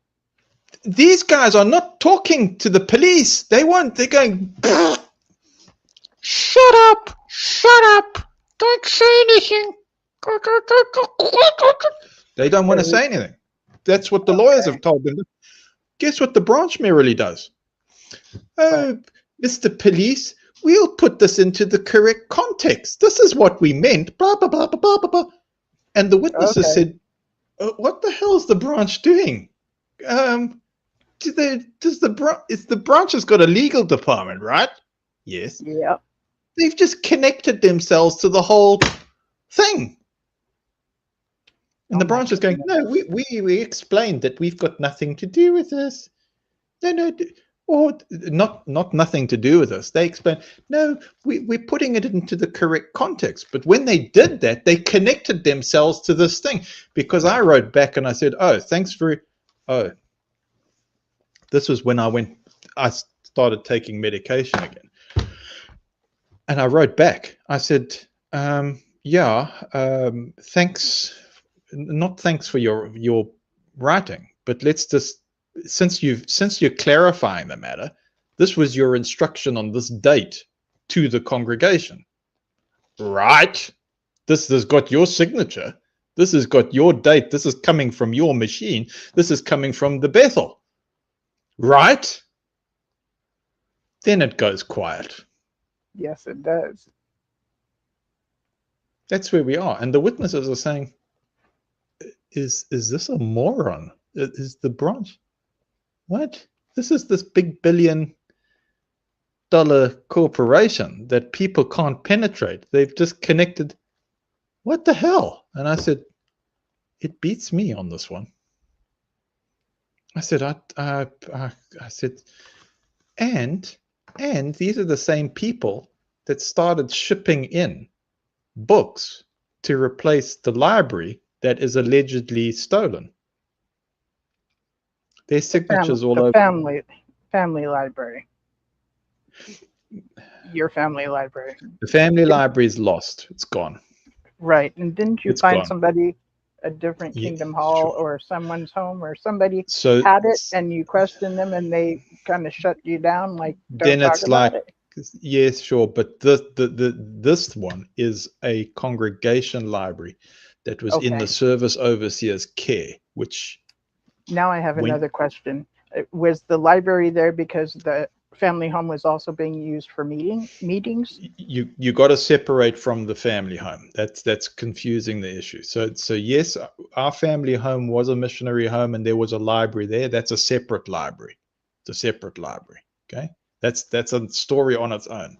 This is a Kingdom Hall library that had been decommissioned and was either going to be recycled or burned or something like this, but it was in the service overseer's possession. Okay.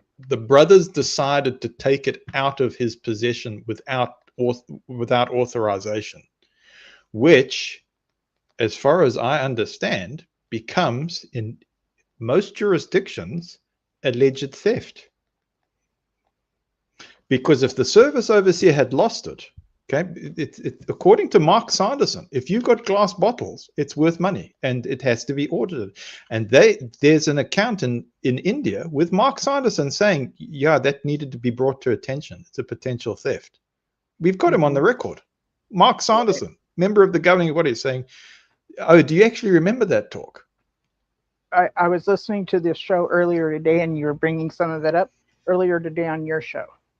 I've got a recording of Mark Sanderson going. I haven't heard Mark Sanderson's voice, but yeah, I believe you. Yeah, so he's got an instruction to branches saying, "Oh, you need to account for money that's lost, and if it's there, you have to take courage to face up to it. And if it's your brothers where it went missing, and it's misappropriate, you cannot keep quiet about it. You have to report it."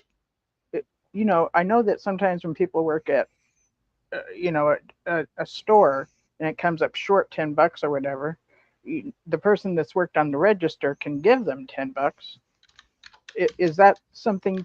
Can that be done with this situation when they audit things and maybe that's $10 short? Can a Jehovah's Witness who's responsible for that open up their wallet and give the $10 to make it even? So is in that this possible? congregation, Just I shouldn't curious. laugh. I shouldn't laugh. Okay. No, I hear what you're laughing about. You would think, but now you're going to go into how it really is. So yeah, I hear you. I just I like hear what the purple laugh is comments about. because purple's right on yes, purple, you correct. He says, can I read purple's comment? Yeah, please. It says, you weren't supposed to. You can't even read it. I'm gonna do this. I'm gonna do this again. You weren't supposed to find the truth. You were supposed to find a scapegoat. Exactly. Bing! Exactly. Purple, But, you're right. It really appears to be that you seem to be that scapegoat Yeah. in all So of this. Yeah. yeah.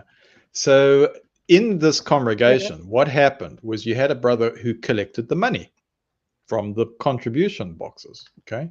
So what Okay. he does one day, okay, and it wasn't just one day, is he took the money, sign, we've all signed, and he goes home and shoves the money in his safe.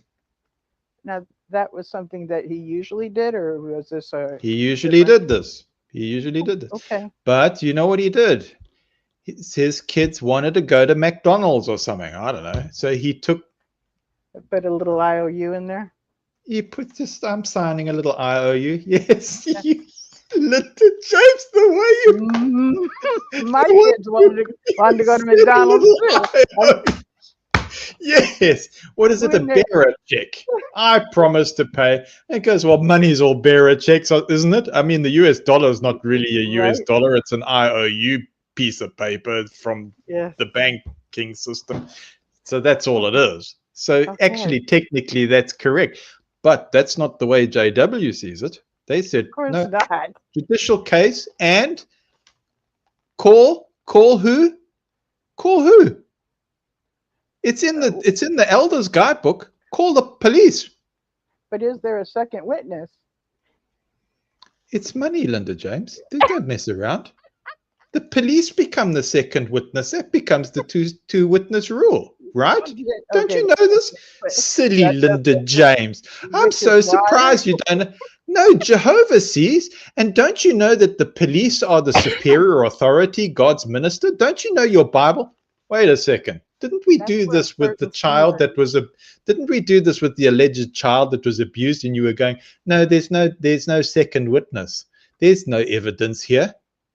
There's no evidence here. There's only evidence as this becomes a court case. And it's only you that said this. Is there anybody else in the congregation that saw this thing? Yes, but we don't want to get involved. Yeah. So he said, okay, well, then it's hostile witnesses. Who did I see that saw this thing?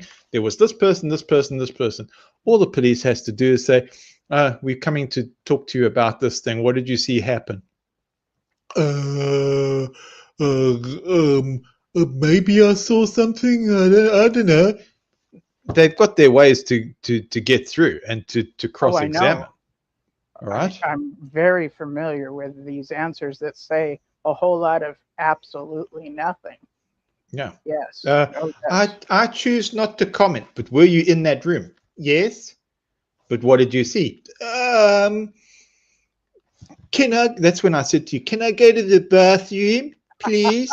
Yes. And I said, well, this is the mentality that you're dealing with. Okay, so this is what happens. And you're going, well, what is it showing you? Is there enough of a pattern? And the police will say, yes, you actually do have a case here. You do. We did it. We took a look at the persons that were in the room. Some of them said yes. Some of them said maybe. A lot of them said they didn't want to get involved. But that's what happened. And guess what? We do think there is a case here. That's usually enough to get it going, actually. Okay. But in this particular situation, the police said, Please don't waste our time. We're dealing with actual acts of terrorism on the doorstep. There's a freaking gang war where the guys are just going into the Navy and robbing the Navy blind of weapons. And hello, this is that stealth technology that's there sitting in the ocean, and it's dealing in potentially nuclear material. Okay, so they're going, please, we just up to our eyeballs. Do you know that we were dodging bullets this morning? But y'all are like, look, this many watchtowers and this many awakes and these bond volumes. And he's going, has disappeared. He's going, while he's got bullets in his bulletproof vest and saying, I've just survived, you know, in exchange. He's going, please don't waste my time. And I'm going, I know what you're talking about. Yeah, I got you. Yes. But yes. I'm going to make it, and I make it clear. I'm just making a deposition. All right. I'm making a deposition. Right. Okay. Cool. Cool. They go, please get yourself. And the police are going, please find yourself another religion. Please. This is this is how the conversation goes. This is like, wow. The police are like, look, this is a gun. Learn how to use it. Yeah, I told you that happened. Chick, there you go. In your hand, point, pull. You see your finger? It goes in the hole here. Squeeze it. You know? Yeah. And you're going, well, you should be telling me to go to the firing range. Don't get smart with me, XA. I'm trying to save your life. And you're like, how do I tell these people? We as Jehovah's Witnesses aren't even supposed to use guns. Yeah, it says, like, right, because I was there. I was there when you guys have got your guns in your Bethel. I know all about your vigilante justice because I know what a bunch of criminals you are off the record. Right. And you're going, freaking hell, man. Freaking hell. And he's going, hey, Pastor Gray, I told you got a target on your back because you've uncovered this big bloody syndicate. I told you go find another church. And I don't mean to stereotype because I've also got the stock in my blood, but I've got this rich Afrikaan accent telling me this story. Yeah. And I'm reenacting how it was coming through. Then I get one of the constables, one of the detectives, and he's going, come through here, Mr. Gray. I mean, this is getting deep and dark now. And I go through to the detectives, officers, and there's a detective, big fat detective, slumped over his desk, drooling on his desk. And the detective who's looking after me, you can see he's one of the bright guys, probably intelligence officer. Mr. Gray, don't bother with that. Can I tell you that this agency is stressed? This department is stressed. He is paid exactly the same as a police constable, and we've got problems of our own. Okay, that's why you see this happening. Yeah, it's like this. The guy passed, and you're going, "Geez, okay." So there's an embarrassment, and then I learn it's one of the most corrupt police departments in South Africa. By the way, they go, "Did you go there? Did you go to the satellite police station? Do you know what you're dealing with?" And I go, must I ask these questions? I just know we've got this situation and I've got to act as ethically as I can with the system that we have. I mean, am I there to now work on a police department that's stressed and it has got its own problems? I mean, I'm dealing with something on JW. Now I've got to introduce this, and I'm not well, and I'm sick, and I can barely talk. This was the situation that I was in. This is the situation I was in. I did my level best. I mean, I was going, I don't know how long I'm going to live for. At that particular time, I was going, I don't know if I'm going to make it till next week or I'm going to make it through to the month or whatever. I mean, I had the plague of, I don't even show you on your show. It's gross, but I had like the plague of Job. It was really bad. Yeah. And it is a miracle that I'm actually able to talk with you like this. It really is. folks have no idea. I could barely get my words out. The reason why my channel has got a whole section that's just songs is because I couldn't talk at that stage, and I thought I was going to bite the dust. I thought, okay, I'm going to embed a message in here to somebody who's clever or autistic or on the spectrum where things are clicking, and they're going to see that I've put a message into this music, and I'm going, that's my way of getting a message out of what's actually happened. And I'm going to go at, even if an AI examines this, they're going to go, got it, he was dying, and this was a message from a dying man. What happened? Life did its reversal, and I'm back. You know, you said, oh, I thought I died. I'm the same. Okay, oh, I thought I died. No, Yeah. back again. I'm here, and this is what's coming out. And I'm going, well, I think there is a purpose. You want to talk about God or higher consciousness or higher self or something like this, or a higher purpose. I think these kind of stories have got to come out. I think so too. I think so too. And I mean, you know what you're facing, and it is the revealing of the atrocities that is going to make the difference, because Scripture even talks about things come to light. They always do. And I've had responses from the Divided Bethel, some who's saying, oh, watched your show. Oh, are you left in any doubt? Do you actually need? We already know what's happened. And I go, but you haven't seen them out. We already know what's happened. I said, you don't have any questions for me? No, don't have any questions for you. We were at the branch committee, and they just want to shut it down. We heard them say, shut this fucking thing down. Shut it down. Okay. No, it's hectic. And persons will go, Matt, we don't believe you. This is too sensational. This is like, we show you on drug. What are these drugs? No, this is Panadol. It's not hallucinogenics or something. You go, no, Matt, it's too wacko. I go, okay, I'm not asking you to believe me. Go live the story yourself. I'm actually seeing what's happening. If there was no Matt Gray, I think it's going to come out in other ways as well. I think the stories, I think we've actually reached that tipping point where it comes out. I think at one stage you were saying, oh, Matt, you remind me of somebody else in the XJW or JW community. And I'm going to go, okay, well, let's say, for instance, that person is off the deep end. I'm going to say, how did they get there? And I think my situation is a lot better because at least I had the means to record things. Yeah. While it was happening. And I'm going, okay, well, if I'm wacko now,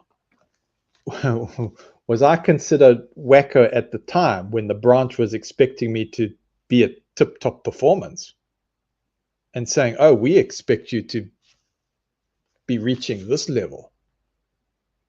You say, if that was the case, then you've got to treat me according to how it was at that particular time, not after dismissal. No, we saw him leading up to this. And say, well, what assignments were you giving me if it was leading up to that? If you were giving these assignments, that was incompetence. That was gross negligence, if that's what you were doing. If you had that knowledge, you see, they sent their own doctors to try and counteract the laboratory results that were happening here. They wanted to take my doctors. Oh, they thought it was one doctor. They didn't know it was other doctors. There were other opinions. And what that did was, as soon as they threatened that doctor, the other doctor says, oh, we'll take them all the way to the medical board. They want this to go to the medical board. there's another scientist involved. There's a laboratory involved. There's not just one doctor that's involved in this thing. And we've got to take one watchtower doctor where it looks like there is a conflict of interest. Says, no, we will take this to the medical board. This is Scientology outrageous. does the same thing. But Scientology these does doctors the were very same thing. These guys were furious. They were furious, Linda James. Okay, and remember, Matt Gray is not allowed to squeak, eh? You've got a grudge. So we've got the branch on record losing it. Their blood boiling on the record. We've got doctors on the record, but Matt's got to be a perfect saint. Yeah. It's the dehumanizing, the disrespect, the condescending, constant. And then if you do reply in such a way that is, you're sick of this crap, then you are the one that has the problem, because you finally raised up a bit and pushed back with a bit of anger. It's I never had to do that. I never had to do that. You see, in this particular case, that's what I believe they've been intending for it to turn out. That way. They had hoped that I was going to say, oh, it's totally wrong to beat your child. On the record, I'm waiting for your instruction. If you tell me, did you tell me don't salute the flag? Well, I'm obedient. Did you tell me don't have a blood transfusion? I'm obedient. Well, what other things? Don't eat birthday cake? Yeah, I've obeyed that. I've even said, can I go to the bathroom, please? May I have permission to go to the bathroom? Because you guys actually did. I've got a talk where you counseled people for spending too much time in the bathroom. Yep. Yeah, they did this for the maintenance officers. They said, oh, we've noticed that you guys have spent, because they put these watches which monitor your movement around the branch. Right? It's got tracking system. You know about this, right? This is high control. No, who wears the watches? Your shipping department wears. It's a Microsoft. Okay. It's a special Microsoft. Okay. Yeah. Wow. So it tracks you, and it's got a laser, and you're supposed to go around and beep on a barcode to show that that's where you were. Tweep, tweep, tweep. So you go around, and you've got a time, and you've got so much time to go around your route. And if you're not, then you've got to give an explanation to the administration why you weren't on time. The other thing too is a tag system which looks like this, and it's got like a magnet, and you touch it. So around the branch is these things. So you go around the branch, and you've got your check-in stations to show that you were walking fast enough. No, you talk about high control. It's this is worse than Amazon pee in your bottle stuff. Yeah. And then they go, oh, it's not like that. You say, well, tell me, how did your guys impale themselves on the forklift? Right. You said, no, I took the photographs because I was one of your first aid, and I was there in 4 minutes response time when your guy was passing out because he had 1 hour's sleep a night, because he was heroic, because Armageddon was coming tomorrow. I think that was Dan phoning into 6 Screens earlier and saying, oh, do you know about this thing where they're seeding of Armageddon? Coming in and go, oh, no, they do that. They did that with this guy. He was flaking out with 1 hour sleep. They were sleeping in the corridors and going, look how heroic we are, because Armageddon's come. Look how many lives we're saving. Okay. And he's just so tired. He impales himself on the friggin' wall through. I mean, it's sorry to be graphic. It was like a chopped up chicken. That's what it was like. And then I'm in panic mode, and you can see the trail of blood on the shipping where they've got all their videos. Oh, how proud we are of shipping. Yeah, well, there was a trail of blood where he was in panic mode. I've got to get to a telephone. Wow. Emergency, I'm dying. And Matt gets Yeah. there. Matt gets there. Then the fire department gets there. They chased me off. I was administering first aid to this guy. They said, "Oh, how Wow. did this happen?" Mark Sanderson phones up, phones the family. "Oh, the chairman's office is deeply concerned about what's happened. You have all of our support and all of the facility," because they know they have to clean this thing up. And Yeah. and what do they do with a facility that's under a Lloydial title? They get another facility with a Lloydial title that has their own inspectors. So those inspectors, What does the Lloydial title mean? it's a township. Don't know what a township is. Sorry, hon. It's almost like you've got your own mayor, and it's almost like you've got your own police. You've got your own, but they don't say we've got our own police. They go, no, we've got our own inspectors. We've got our own safety officers. And then they show off, oh, but we've got a fire department. This is, Yes. and you're going, oh, wow, what the heck are they doing with a fire department? Because it's a township, folks. You have to show that you've got your own water, you've got your own electricity. I didn't know that Jehovah's Witnesses are producing their own electricity. Go look at their parking lot. The parking lot's all got solar panels on the top. They've got their own solar power generating farm there. That's what that's all about. Oh, but that's about green energy. That's about preserving the environment. No, that was about meeting the requirements that were necessary for the township to say, oh, this is how many people we have for a township. This is the power. We're self-sufficient. Oh, we can grow our own food. We've got our own crops. This is, oh, we've even got our own water rights because there's a river running through here that goes all the way to the Crocodile River and it terminates by the ocean. And by the way, we polluted it. And the pollution that's coming out in the ocean, you can track it to Watchtower. That's Wow. This is hectic. Yeah, it's so freaking hectic, this thing. But so as they pull on one thread, they know that this whole house of cards just falls apart. Oh, this. Let's try. Go. This is what you're dealing with, Matt. And they're going, oh, this is why I say it. They go, oh, holy shit, because we realize. Was he on the system? He had access to the whole Admin 2000, which is why they called me in and they said, oh, by the way, the records got destroyed. Do you think you could recreate the records, Brother Quay? Do you think you can recreate the records? Go in there. Let's take a look. What are you looking for? I don't know what we're looking for. We just want to know if you can recreate the records.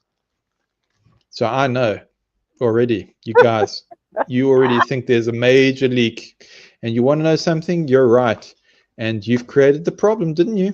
You created it. But he's not anointed. Oh, let's go take a look at the records. Oh, crap, he is, because he ordered a 4x4. And we delivered it because the only way he got to the top of the list is if he's one of the anointed. Oh, and he's a... Oh, sure, but he's a Watchtower representative. Not every one of them are certified. Oh, my goodness, he's representative of the governing body. And then it didn't stop there. They threw a fit when they said, by the way, where were you born? City of London. That's IBSA jurisdiction. So he's...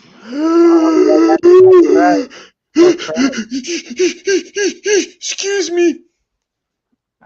They were having conniptions because they were going, oh, shit, not only is he representative of New York, he can walk straight into UK, not even as a refugee. He's got birthright. I was just going to say, yeah, don't you? And they said, what are they going to say when then they say, oh, we shoved him in Africa and we shoved him to these remote political areas.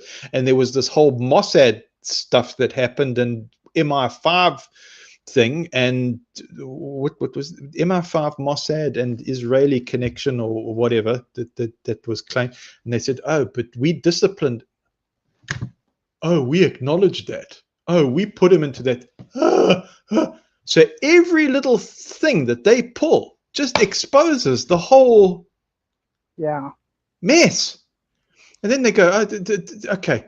The assets wasn't one of the governing body part of the fire department?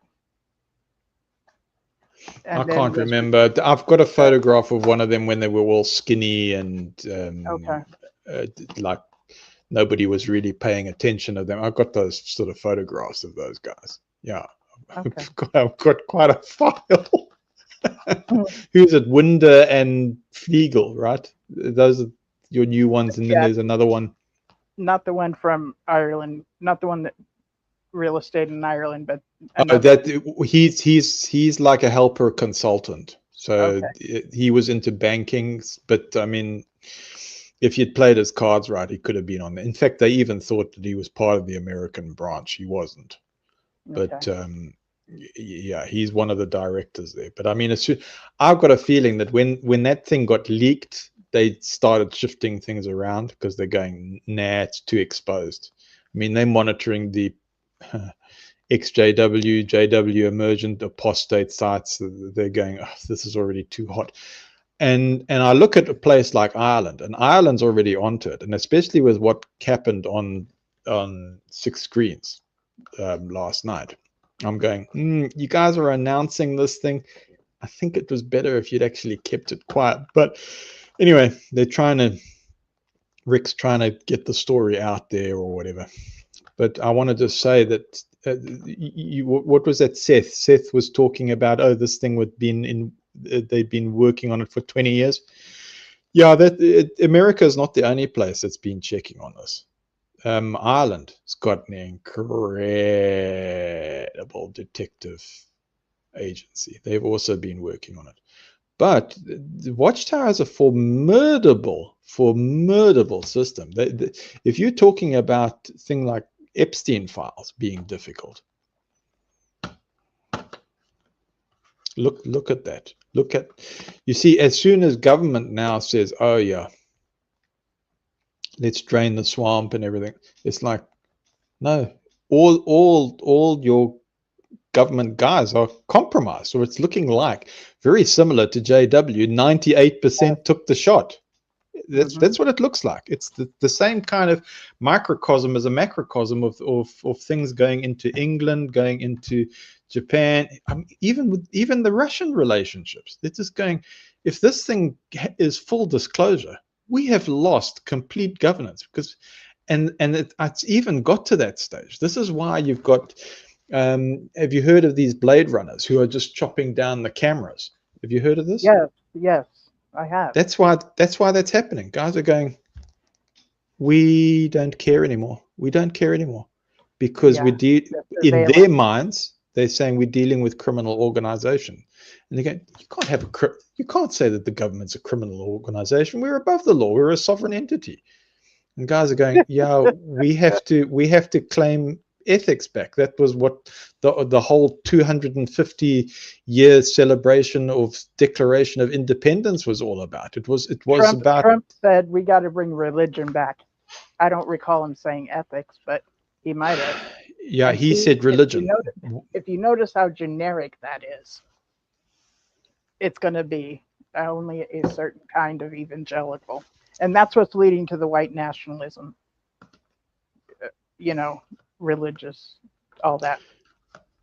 I don't mean to dominate your show, Linda James. I'm just talking naturally, and I kind of just went into that. And I also know that you'll just say to me, Matt, shut up. And I'll if I want to, yeah. But I'm actually just kind of joining you in that. That's this whole 250. Let's just say Trump hijacked his birthday to make it part of that celebration. And then when that celebration finally came about, he had like this 7-day fair, and all of the people that were supposed to entertain backed out. Even Willie Manilli. You had to throw that one in, but yeah, or maybe one of them was going to show up, but not the other, and definitely Ice Baby showed up.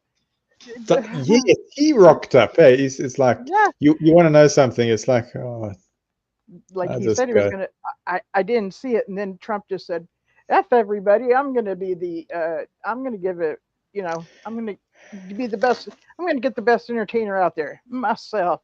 And that's what he did. He gave a speech, and unfortunately, It's just like so wrong.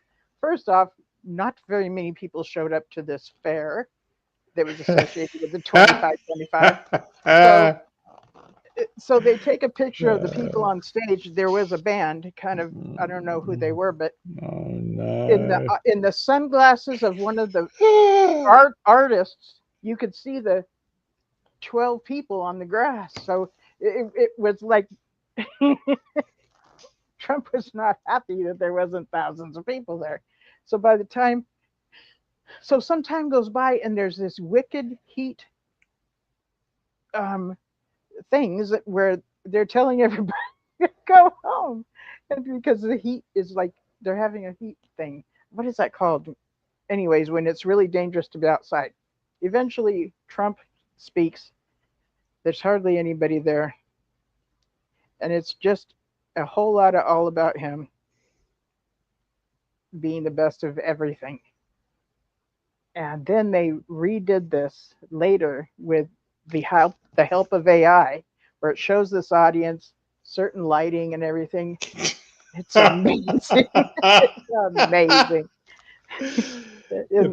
It's like if anything could go wrong, it all did, and it was a big, huge rejection for Trump that he was not prepared for. But between the stuff he's doing, oh, and every other day he's threatening Iran to end their whole civilization. Right, of How? course. By way of a Truth Social post. Because Iran has where does Zarathustra come from? Right? I mean, all of that stuff, Gilgamesh, all of that. So if he wants America great again through religion, Judeo-Christian religion, imagine what Iran does for those beliefs. Because as soon as you go there, isn't it a theocracy as well? so you bomb the hell out of it and you eradicate all the history. And that's what Right? he's doing here anyways. He's like, oh, is there some history on the African Americans? We got to take that down now. Over here, the Smithsonian. Yeah, let's go in there and take that down too. It's It's like all over the place. We And don't need I'm war. not telling a lie. We're doing fine on our own. Can I I'm not mention lying. Purple and J Mars? Sure. They're coming up with good comments there. I don't know if you want to read them, but J Mars Yeah. says Trump was playing golf today as Iran was being bombed. Yeah. Yeah. Says well as Purple says, well, as of an hour ago, it is officially my birthday. Oh. Happy birthday. We're talking about Purple. Okay. Happy birthday, Purple. Happy birthday. Ooh. Yeah. I can get some white folks to sing real corny for you. Then Purple says, Purple doesn't stop this. It was Trump. They had a booth for each state, but about 1/3 of the states did not send any representatives. That's true too. Like each state of the United. Oh dear. Wow. It was a big flop.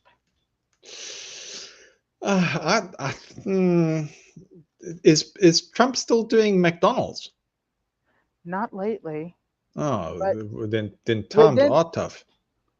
Within the special announcement he made on Thursday night, it was a whole lot of China's the reason I lost the thing, and then he's gonna release these records that were, what is it called, when you make disclosure, when you make them to where they're secret, and then he makes them declassified.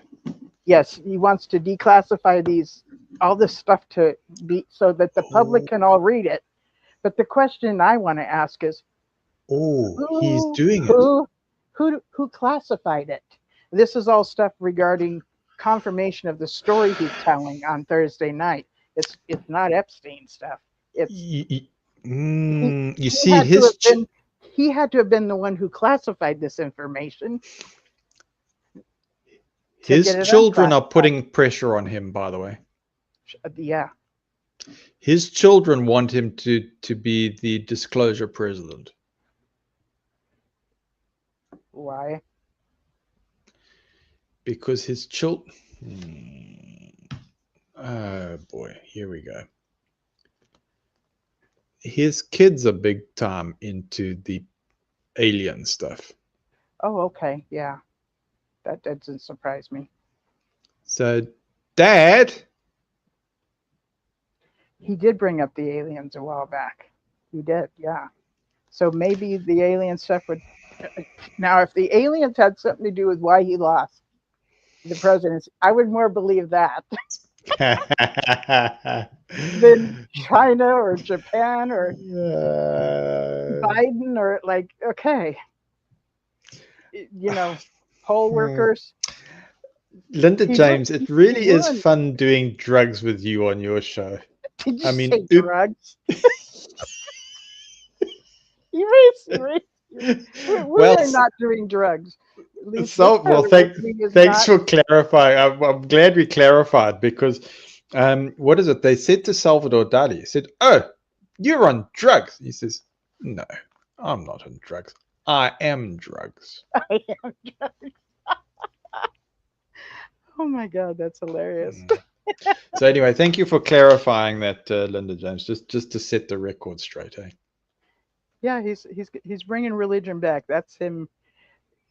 See, Bannon. There's this guy named Bannon, which, by the way, looks like Uh, he doesn't look good. Are you familiar with who Bannon is? Mm-mm. Mhm. So yeah, he doesn't look good. But anyways, he always talks about I don't know. how things are going to go on with Trump. Kind of like he's the foreseer of how Trump is going to do. And, Oh, and basically, he's talked about Hungary and how the president of Hungary had things going. That's how the U.S. is going to turn out to be like Hungary. But let's remember, homeboy in Hungary got voted out not too long ago, so that still can happen here if and they got to a point of having only one state religion. They got to the point where it was like straight up saying, we want no foreigners, we only want those of ourselves, you know. okay. And the way Trump is today is, well, he just got rid of I don't know how many Haitians, like one day just cut them off. And originally they were here for temporary citizenship, and because of things going on in their land, a terrible earthquake, and plus it's chaotic there with wars and stuff. And then Springfield, specifically, I believe that's where they were at, asked them to show up there because they needed people to work. And so they've settled in there and, all this stuff. But within like one day, they were cut off from citizenship, their driver's license, and they're supposed to deport. Okay, for me, just me, if I needed to move, I need at least $3,000 just to move to another location. You know, how is someone in that situation even? So they're just supposed to go self-deport now. So they're now in a position of being easy targets for ICE as well because of the situation where they're just and basically what it is Kristi Noem, who used to be in charge of all that, just declared that yeah, they don't need to be here anymore. Their homeland is just fine, and it's not. You know, the but see, Trump let everybody know that they're eating the cats and the dogs, and not just any cat and any dog, but your pets.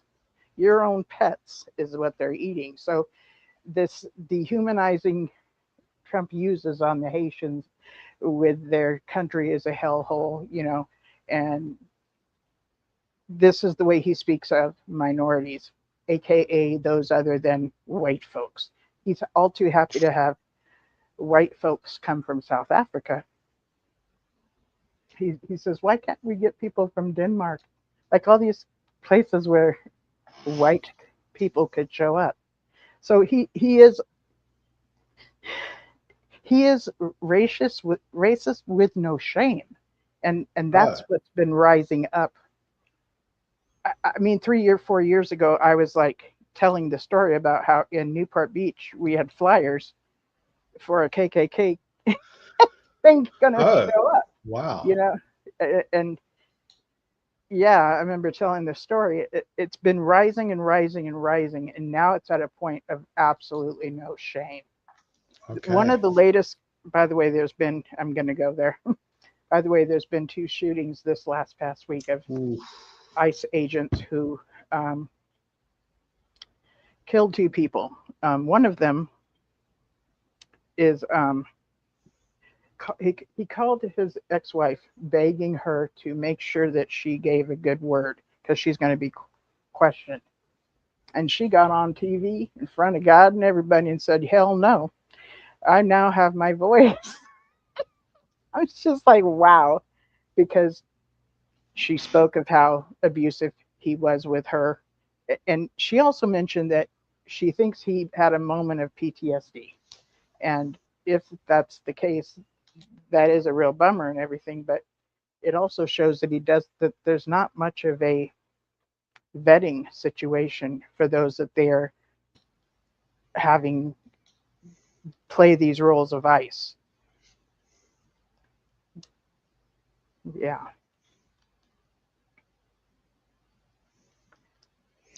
Sorry, Linda James. Anyway, you got it out. Well done. Yeah. There So was a second one. Do you want to try and do the second one? the second one is of a man who just got himself ready to go to work, and because he works on construction, um, just days or weeks away of becoming a full citizen. His brother, who was in the van with him, was a full citizen. You know, I've talked about the process.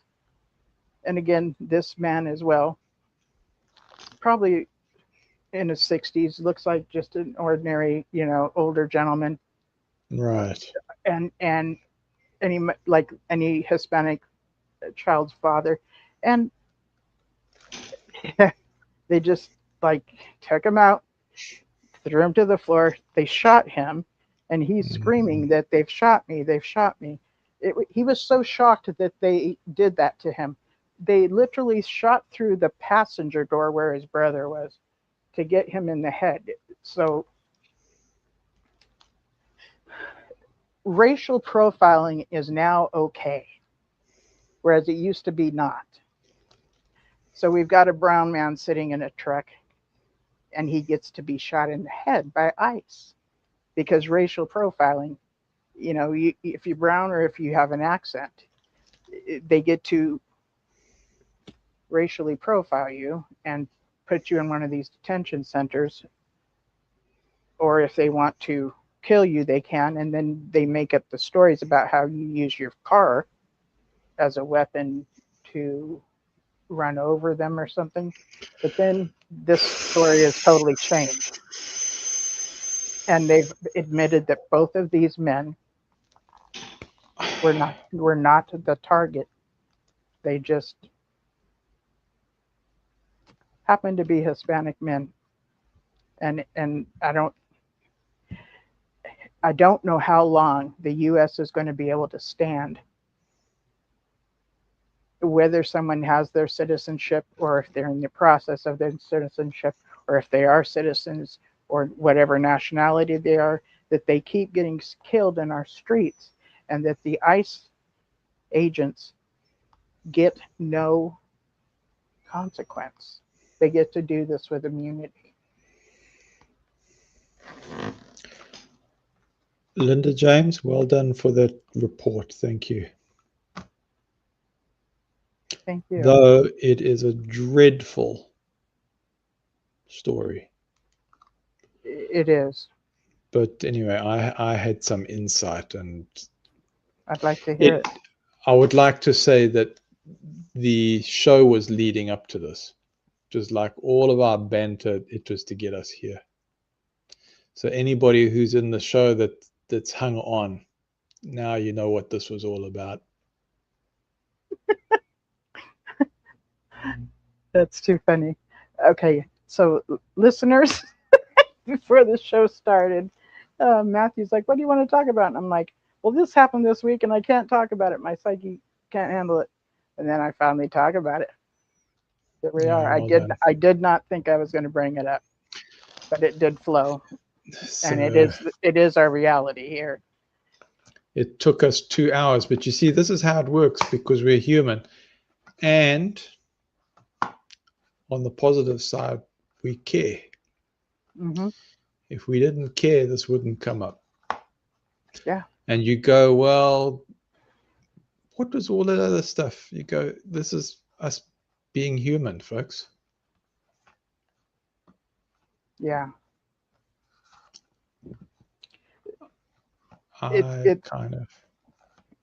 I am incredibly proud and Minnesota has showed us a lot, and not just Minnesota, but all over the U.S. when this stuff is going on, because ICE has chosen to show up in people's schools, campuses, and in people's churches. You know, you would think ICE would not show up in these places, but I've heard that there's community that gets together, they organize, they make sure that that these people who are afraid to leave their house gets their groceries. They organize making sure their kids get to school and get back from school so that these people don't have to be out on the streets because they know they are a target for simply being brown. Okay. And then there's another thing going on where with African Americans that some crazy stuff that is still in the works has been happening lately. Hold on. Okay. Hmm. Is this number 3? I hadn't even told you about this. No, I've got it, but do I encourage you to bring it out? Sure.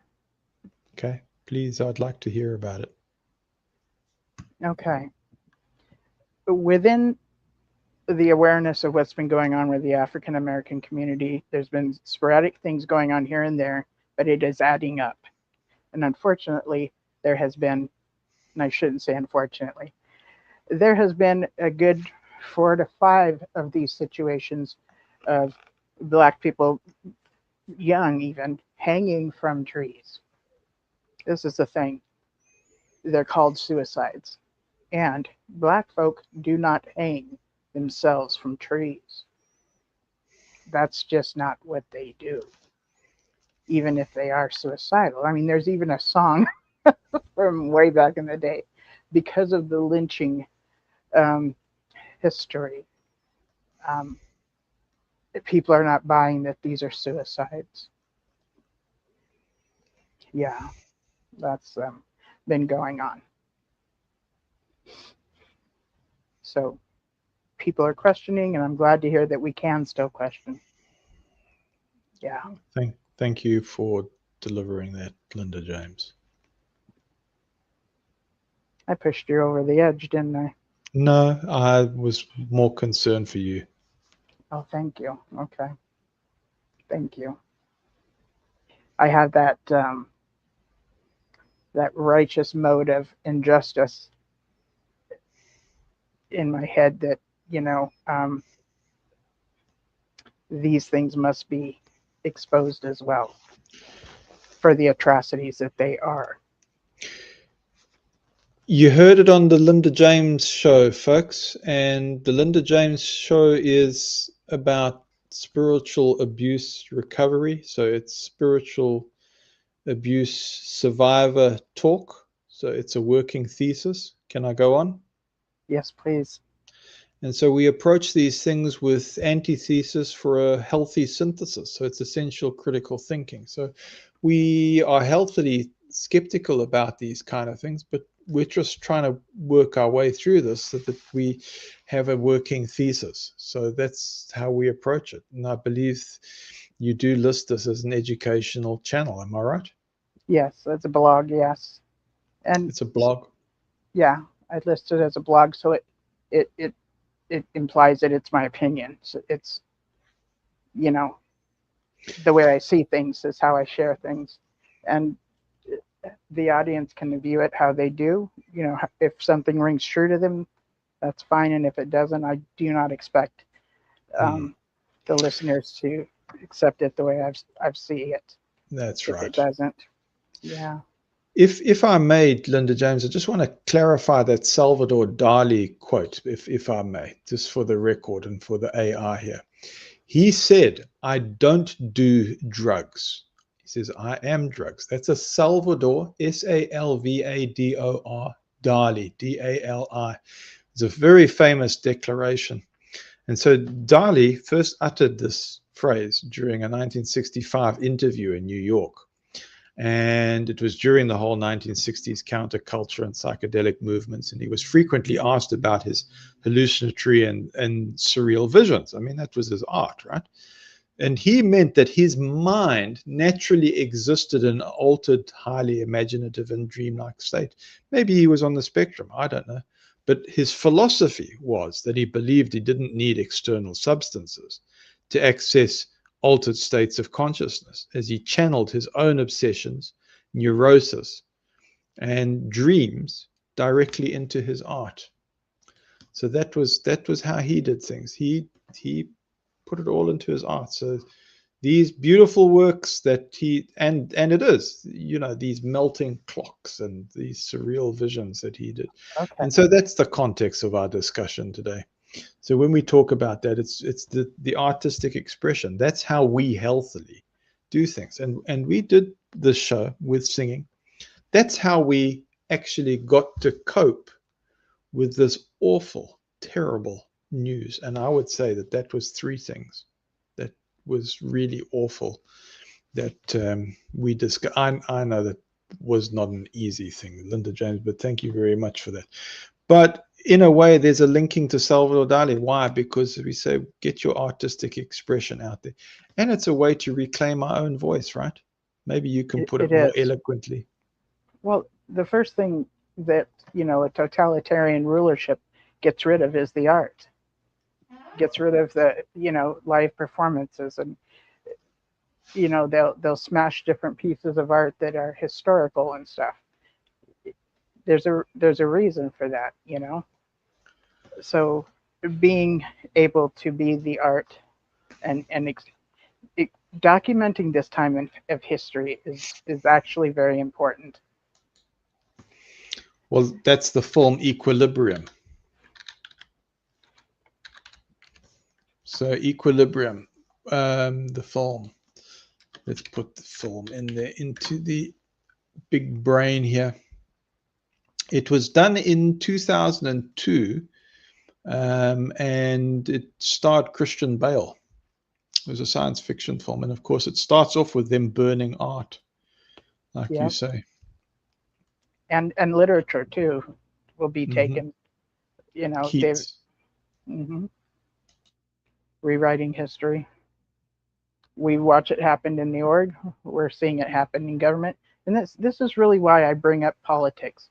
If it wasn't such a reflection, well, if I did not see the same techniques and tactics within the org that's showing up in politics, I probably wouldn't be talking about politics. But the org is the mouthpiece of Jehovah God. That's right. That's what we were indoctrinated. The ruler of the universe. And so why is it we were destroying that information again? Because it's old light.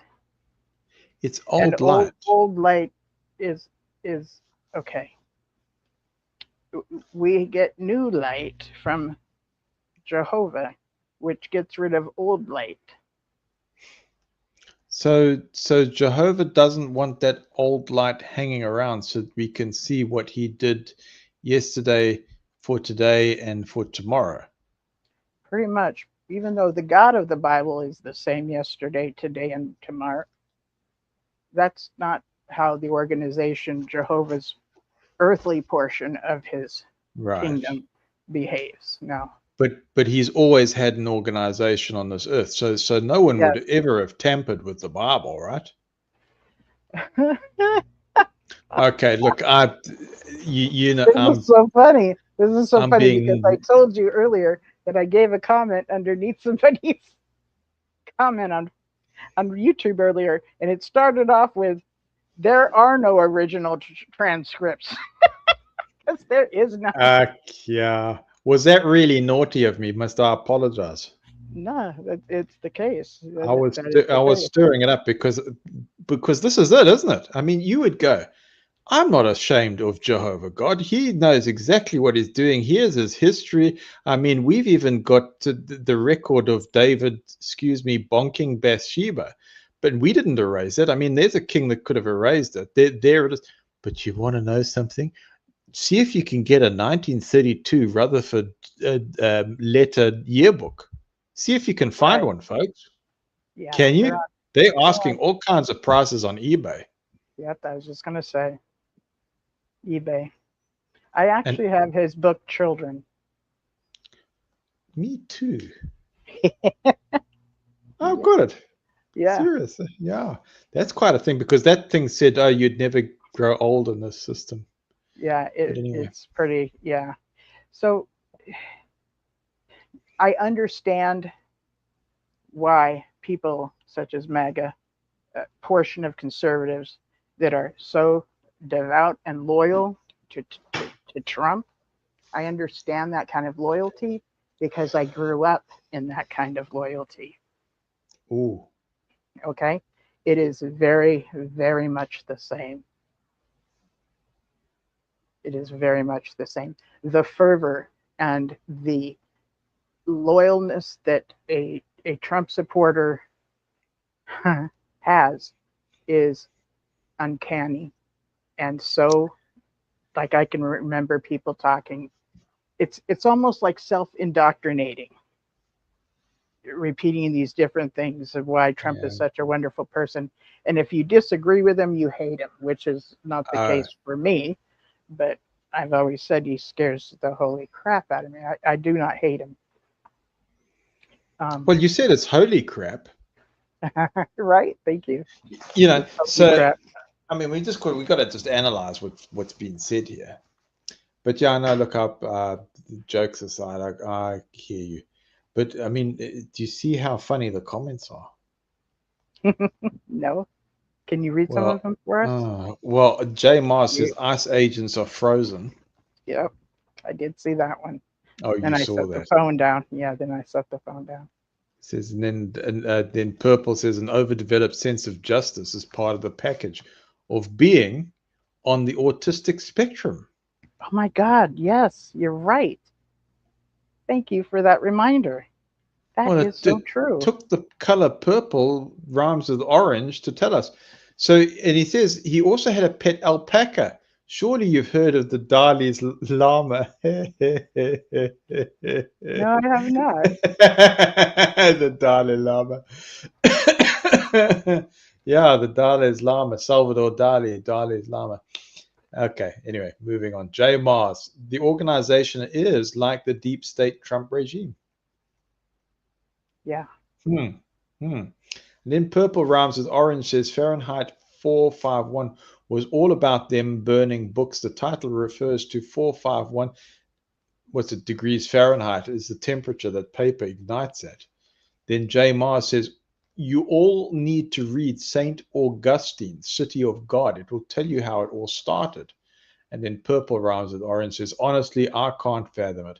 I don't get how people can remain loyal like that.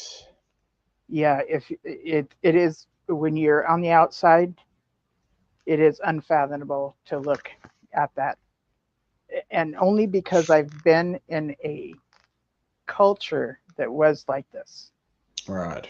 very similar to this, that I can understand. There's more to it, and it's not about intelligence. Anybody can be deceived, okay? Right. It's not about intelligence. And there's also a few other things that go on, like trauma bonding. So trauma bonding, I've heard of as being, you've been traumatized, I've been traumatized, let's bond. This is not what I'm talking about. What I'm talking about is things that happen that traumatize people, that get them to have a bond with their perpetrator that traumatizes them. And That's right. that's a thing that also plays a part. So there's a combination of different things that happen, and it's strategic. And it's very similar to what prisoners of war have gone through when they were taken and the things that were done to them. So when I see, you know, when I think about those of us that have been in cult situations, and Purple has grown up in a very destructive home. Um, Even though it was a different situation, it was the same kind of abuse. It's as though I'm getting together with other prisoners of war. Yeah. So I'm going to be winding down over the next 15 minutes or so. Okay. Yeah. So whatever's on your mind and whatever's on my mind, that'll take us through. I've got thanks on my mind. I've got appreciation and gratitude. I've got that towards the persons that join the show and make it lively. There's great humor, but there's also great intelligence as well. There's also a sense of deep empathy that comes through on your show and the persons that support it. It's something that I say to you a lot. I say thank you for being a gracious host, Linda James. I do take you as a healer. I take you as an empath, and I really do appreciate what we do. So, and the other thing too is you incorporated creativity in the show today. So I feel deeply honored by you drawing attention to that, but it was also a chance just to be playful. Mm-hmm. We've got to just be playful. Yes. There's a lot of And things we don't have control over. And you wrote this song and gave it to me. And it's our song.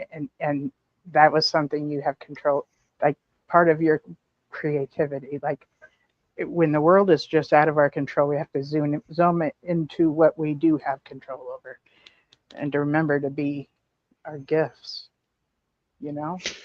I like how you said it's our song, because yes, it came to birth from your words. I mean, that when you're saying, Matt, this is what you did, actually, it's what you did, because it wouldn't have come out if you hadn't spoken the way you did. So remember, the song is about you were singing all along, and that's exactly what happened. I heard, and I heard the song. That's exactly what happened. It came from you. Thank you.